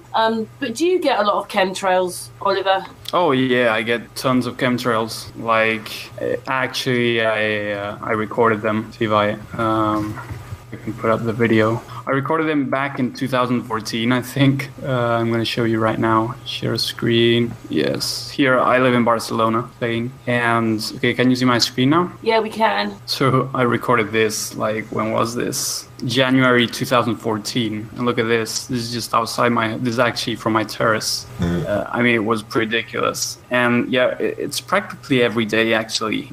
I don't know if it's only Spain, but, well, I guess in all the countries of the world. But in Spain, there's loads of chemtrails. all the time, like People have every realised day. as well as those clouds are not very high up, Right. and so neither are those things. Yeah. I have to leave for 1 minute and I'll be back. Someone's knocking on the door. Okay. I record things like that all the time and put them on my group, and they're usually grids. And I was in Reading the week before last, and I just couldn't believe the amount of lines and squares, and oh my goodness. And what's the saddest thing is people don't seem to notice them. I know some people notice them, but a lot of people don't notice them. Eddie showed me today one with exactly parallel lines only throughout the whole sky from left to right. Exactly parallel, as if there is only instructed to fly one direction today. You saw really the gaps between them still. That's a big wave thing. Santos, what do you think they're doing with those things? Santos? What's that with the chemtrails? Yeah, what do you think they're doing with those? What is that for? Well, they're trying to sterilize humanity. It's depopulation. It's culling. It's definitely. It's not of. They will tell you that they have good intentions, like climate control, blocking the sun's harmful rays. That's totally bullshit. Of course, everything they do like this is for control. Control is the number one word. They must control man's energy because they parasite off man's energy and man's ignorance. Like a parasite like a leech, for instance, it knows that some leeches, before they bite, they actually release a tick releases a like an anesthetic effect, so you don't feel them biting into you at first, right? And so, sorry, just got distracted there. So then they start sucking, and the leech, when it first starts sucking, it's very little, and it gets big and fat. Depends on how long it stays there. I've had some that are massive, and I didn't realise I had this itching, and I just kept tolerating it. And then when I looked down at my toes, there's a leech hanging off. Right? So that's how they anaesthetise you. You see, that's how they when most people, they don't see the chemtrails. They go, oh yeah, when you point it out to them, oh, I've never seen that before. Yeah, and you think, what? Where have you been? Why don't they see it? Because they're so clever, these guys, the way they do things. They put chemtrails in the movies, and they program people so that they just look up and they don't look twice. They accept what they see as natural. They don't realise what's going on. So. And the ones that do, they're educated, so they believe that it's all benign, and that science is that it's being done for science reasons to block out the harmful sun's rays, etc. And so that's how they push it. But you can rest assured that sterilisation and culling of the population is the true agenda. Why would they put human blood plasma in the? I'm getting some echo. So why would they put human blood plasma in there? Why would they put animal feces in there and placentas and stuff like that? Barium, radium, aluminium, and all of this toxic shit. Because why wouldn't they put something that's good for you in there? It's all bad stuff. Why are they forcing people to eat and breathe in other people's blood plasma? Well, because they want us to be blood guilty. You see, they want us to be meat eating. They want us to partake in this death cult of eating dead corpses. So they give it to you in the air. All about destroying what the human soul represents, the Adamic atomic human being. We are gods of extreme power and consciousness beyond our imagination. We are full of virtue. We are moral, law-abiding beings, and they've caused us to believe totally the opposite. Whether it's through DNA manipulation that they've done on us, or whether it's through mind control, but they've convinced us that we are, hunters and gatherers and warmongering and we can't be left to our own devices. We need to be controlled, blah, blah, blah. That's all bullshit. That's all just to keep a parasitic element in society to existing and to give them a reason to live. And they do that through control. And I'm going to expose the families behind it. The most important, powerful family in the history of the universe is the Farnese family. And second to them is the Orsini family, and then the Borgia family, Aldobrandini, Pallavicini, Borghese, De Medici, Gaetani, Pamphili, Chigi, Conti, all of these families, I'm going to bust them big time in my exposing the papal families behind the globe and globalism. They will have to consider themselves served by Santos Bonacci. They will be exposed properly and thoroughly in my upcoming presentation. Santos, thank you very much for standing up for our rights, because I don't think a lot of people may know that you do that. Maybe lots of people do, but lots of people might not know that you actively stand up for our rights, don't you? Yes, I do. Yeah. That's what I do, sister. We know you. Thanks for acknowledging. From all the UCC videos on whole YouTube, the one about the Vatican, which you actually make that, I think it was 3 or 4 hours, about the Vatican actually owning your soul. That was a complete historical part behind this all, and that actually explained it from the root, actually. And that made a whole lot clear about all the other things about UCC, etc., etc. You couldn't actually lay the link back to the Pope in that sense, or to the principle of Roman trust on that whole pirate thing on the water, and why the flags. And the flag is actually your claim of what you're doing, and that's why they have the skull and bones thing, and that's their business model in that sense. And that's why companies are flying under a logos flag. And that's where they present where their actual true intention is. And as long as they're having that in their flag, that's legal. Doesn't matter if it's lawful. That's a whole trick in there that we don't know the difference anymore.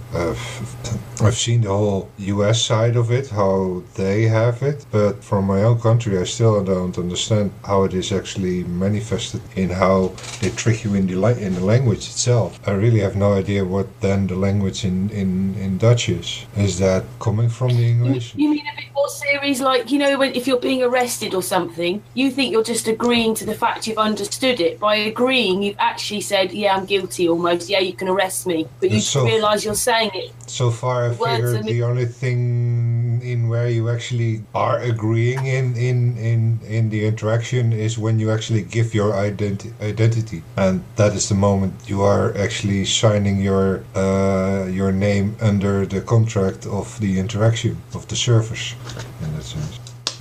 Yeah, and just don't accept any service by giving your name in that sense.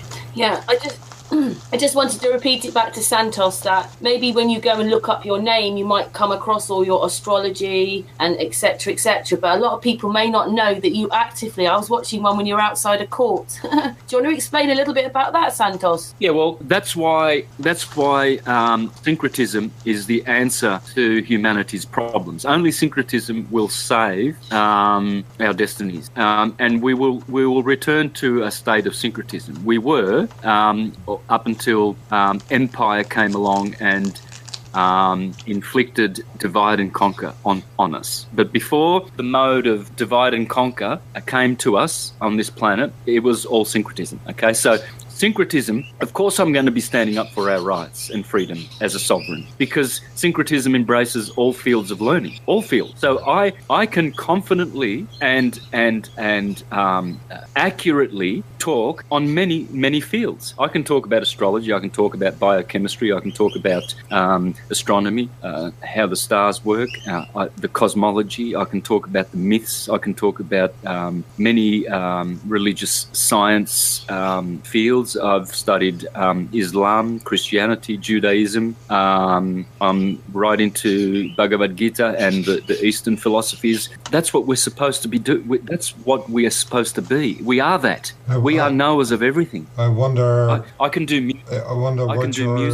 Mayan Tzolk'in calendar sign actually is, because on that particular name you can also find their astrological description of it, and then I wonder what that particular job is, what you came to do in life.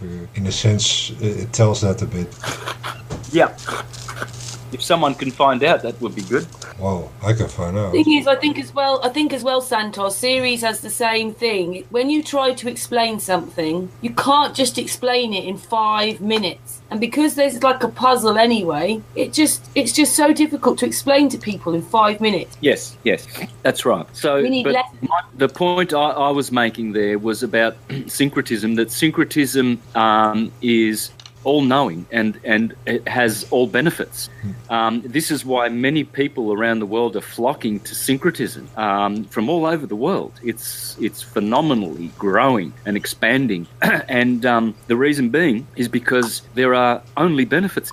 There's so many healing modalities. Here we have the best diet. It's vegetarian. Here we have the best philosophies. Here we have the best sciences, astrology, alchemy, all of the great ascending sciences. Syncretism has everything.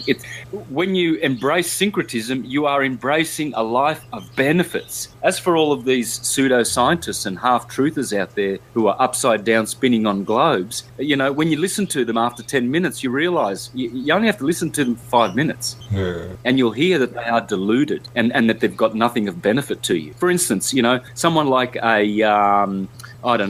someone who, like a Richard Hoagland. I mean, how much can you benefit from that upside-down globetard? All he talks about is his photos of the moon. So, yeah, there are some radio stations like George Norrie, whatever his name is, that idiot, who interviews... Sorry, in between, your birth date? Yeah, and Art Bell and all of these I need your upside-down Masons. Your birth Freemasons. They've always got... Huh? I need your birth date for the calendar. 24th of March. 24... of March 1963. 63. Good. Oh my goodness, another 63. Yeah, I had a hangout the other day that we were all 1963, and you're the same year as me, Santos. Yeah. A white electric dog.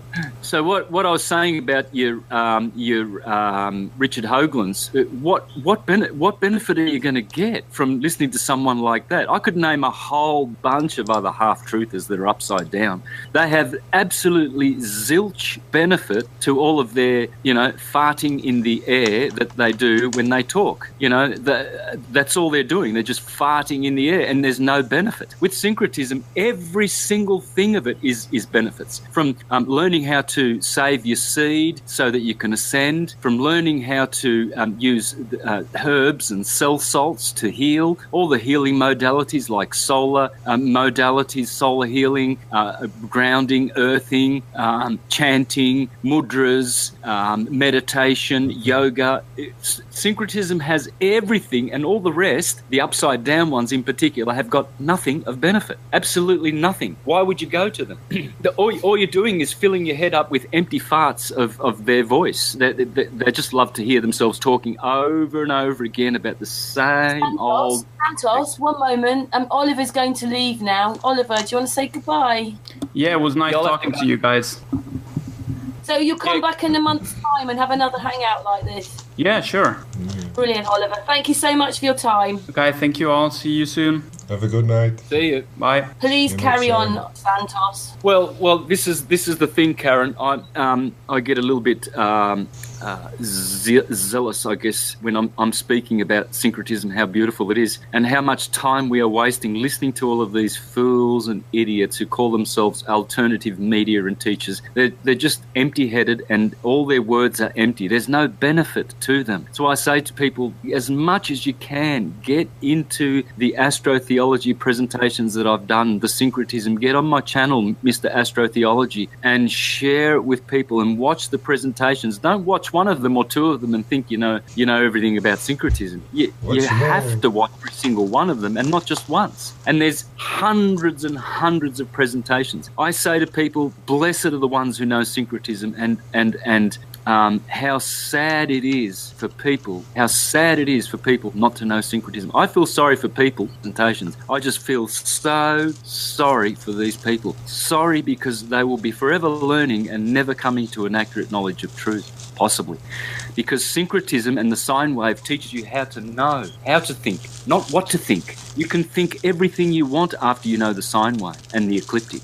and syncretism. There's nothing you cannot think. There's nothing you cannot do. The power you will have will be unlimited, because your mind will be free, unshackled. It will be freed up. But you need to know the key to do this. And the key is the sine wave, the ecliptic. And as far as I know, I mean, I've seen other people teach it, but they're only, copying my presentations. So if you really want to know syncretism properly, I would start at my channel first, and then you will see how the sine wave merges all the philosophies, all the religious sciences of history, all the fields of learning. They're all unified and interconnected through the sine wave. Once you understand the wave and the universe, how it is a wave form, then you will understand the secret of all things. It is easy to know everything. It's easy to know how the universe works because we have the secrets, we have the keys. All is atum. Man is the measure of the universe, as above, so below. Those are the three expressions you need. Man is the measure of the universe because everything is in the shape of a man. A man is a torus, torso. And in the center is the heart, the core, the cur, the cardiac. Okay, so core is the apple core. So the apples of Eve, the fruit of sin, is the fruit of experience. The fact that we are living in these apples, torsos with cores, which are our hearts, and we're living in them in the temporo-spatial world, the temporal world, the conditioned world. That is the sin of Adam and Eve. And so that is the model of all things. That is what the Egyptians referred to when they said all is atum. All is atomic and all is torus fields. The sun is a torus field, the earth is a torus field, you are a torus field, all atoms that exist are torus fields, so is the universe. So we don't have to argue. We don't have to argue about the shape of the universe. It's easy. It's easy. It's the shape of a man, and the man is atum, Adam. We are all Adamic because we are all atomic. We have anatomies. That's it for me. Wow. Yeah, sorry, some of those rants, I know they're a little bit long and I know they're heavy, but as someone said earlier, you just can't explain things in 2 minutes. Yeah. You need 10 minutes to warm up, you need 10 minutes. Well, just as, I don't know whether this is going off the subject a bit, but I've been kind of interested in whether duality is a trick, basically, and I'm going down more of a singular route myself, and it's like when people say light and dark are opposites. I don't agree. I think that darkness is just the absence of light. It's not actually the opposite of light. So you're losing out on duality from a base kind of start there. True. I'm just wondering what your opinion on that is. Yeah, true. 100% perfect. But when you say that you're moving into a unity rather than a duality, that's good too, but duality will always exist, okay? The Godhead is a dual Godhead or a Trinity, but primarily it's a duad, okay? And it consists of Krishna and Radharani, or rather, Radharani always comes first. It's Radha Krishna, okay? Radha is radiating magnetism, and Krishna is the stilling inertial dielectricity. Simple. The black and white yin and yang is Krishna and Radha. Radha is white and black is Krishna. Krishna is always black, okay? And Radha is always golden or white. Well, the golden white light of the sun is Radharani, and the black light of Saturn, Kronos, Krishna, is the other light that you're talking about. This duality will always exist. It will never cease. But unity is superior to it because it is prior to it. And in unity, there is only the ever-present now, okay? Because now is an anagram for one, which is unity, okay? The letter one, O-N, now, backwards, is unity, okay? And it precedes duality, but they are forever conjugate, okay? You'll never make a world of only unity where there's no duality. That will never happen. It's always one, but with difference. The universe will always be one with difference. So Krishna is diversified in all of his expansions. We are expansions of Krishna, okay? Cheese comes from milk. Butter comes from milk. Curd comes from milk. Whey comes from milk. Custard comes from milk. Ghee comes from milk. Yogurt and ice cream. All of those modalities, they're all expansions of milk. Okay, so duality, the duality you're talking about, which you tend to rightfully put a stigma to, that's the red and blue duality. And that now consists of a third component to the Trinity Godhead. So that's now Radha, Krishna, and Balaram. Bel, L, is electricity, okay? Whereas Ra and Krishna is Ra, L. So first we've got Krishna is, and then he's white light, he's black light, she is white light, and this is the Godhead, the duality Godhead. Radharani is Ra, and then Balaram, the brother of Krishna, or the son in Osiris, Horus, and Isis Trinity, and all the other trinities. There's many derivations of this, but it's all the same thing. Dielectricity is black light, Krishna, is. Magnetism is white light, Radharani, Ra, and electricity produces the temporal dualistic world, okay? That's the negative one, because that's red and blue. That's the wave world, not the pulse world of black and white. Red and blue is the wave. Red and blue is the child, the only begotten son of the Godhead. You see, this is where Jesus is the only begotten son of God, because it's Jesus is Emmanuel, electricity. And so Belarama, El, Baal, the Bel, the beautiful God of the material world, that's the duality that is negative, because that is good and evil, okay? That is polarized. And the reason why it's negative is... It sounds like it's separated in duality instead of taken together as a joint dance between the... Yes. It's a transverse duality. Remember, the Hertzian wave is the transverse wave. The longitudinal scalar standing Tesla wave is a pulse wave. It's not a wave. It's a pulse, and we shouldn't probably even be calling it a wave. It's just a pulse, and and in the pulse is compression and rarefaction.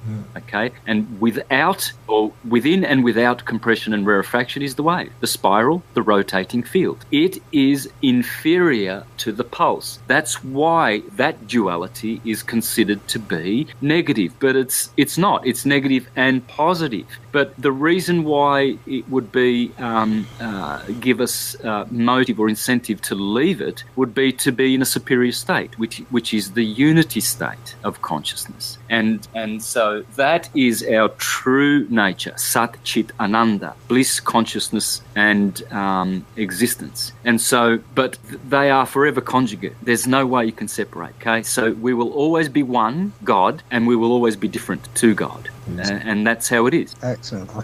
You've just blown me away again. Like I say, I mean, yeah, I definitely need to get deeper into this, because that is some deep thinking. Yep. Remember, in the red and blue electrical world of temporal illusion, you've got red pill, red shift, blue shift, red siren, blue siren, roses are red, violets are blue, Republicans are red, Democrats are blue. The red and blue polarization, that is for divide and conquer. But once you realize that your true nature is white and black, then you can play with the red and blue world properly, okay? You can be the master, like St. George who slew the dragon. You've got to kill that dragon. You've got to kill the red and blue dragon. You see, the dragons are always red, aren't they? Red fire, yeah? It's always red and blue, that world of roses are red, violets are blue, you know? And polarization. Red, yeah, hot tap red, cold tap blue, hot and cold, you know? Blue and red. Yeah, we put our little boys in blue. The colour for boys is blue, which is wrong. It should be the other way around. And the colour for girls is what? Pink, red. Okay, so the little girlies get pink, they get all redded up, and the boys get blue. Well, we'll see. First of all, that's true. It's also true that the male is blue, because Krishna is blue and Radharani is Ra, red, right? But fire, red, is a masculine element, and water, blue, is a feminine element. And Adam and Eve mean red and blue. Adam means red, Mars, colour red, and Eve means blue, Eve, Venus. Just put an E in front of the word Venus and you've got your little Eve hiding right there. And Eve means blue. So there it is. Man is and woman is blue. Okay? Whereas Krishna is also blue and Radharani is red. So you have to understand what red and blue represent. You must understand that the other way around again, isn't it, Santos? Everything we've been told is the other way around. Well, if you want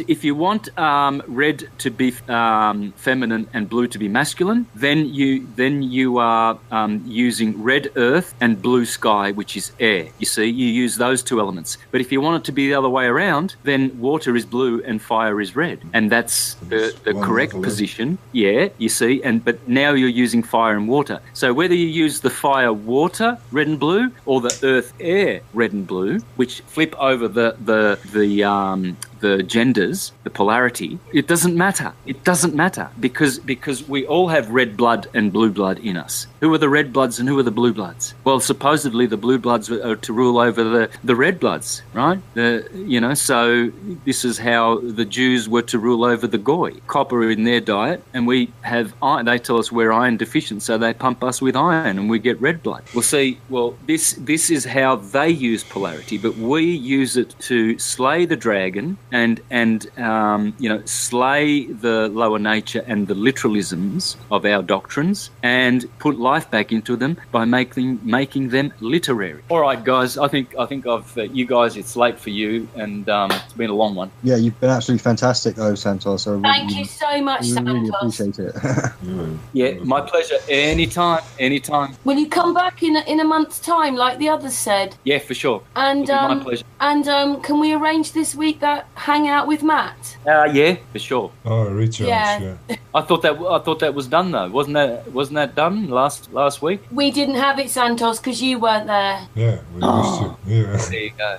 Right. Well, we did talk to each other for a while, but I didn't record it or go live or anything because you weren't there, and it was Matt wanting to talk to you. Oh, gotcha. All right. All right, guys.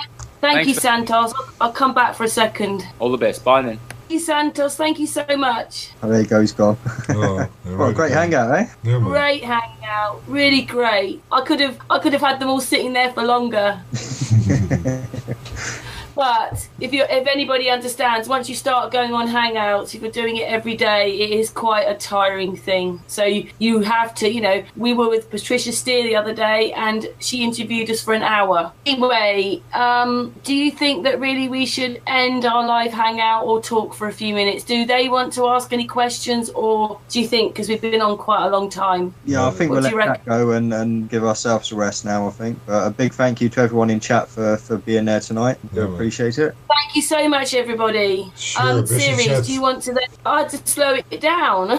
Poor people in the chat, it was pinging so fast. Yeah. I hope everybody's enjoyed that because we did. And like I said, I've asked them all to come back, so that's just great. Next month a new one, maybe a new guest with it. Yeah, we don't want too many people though, because each one of them slightly different, and too many they can't all.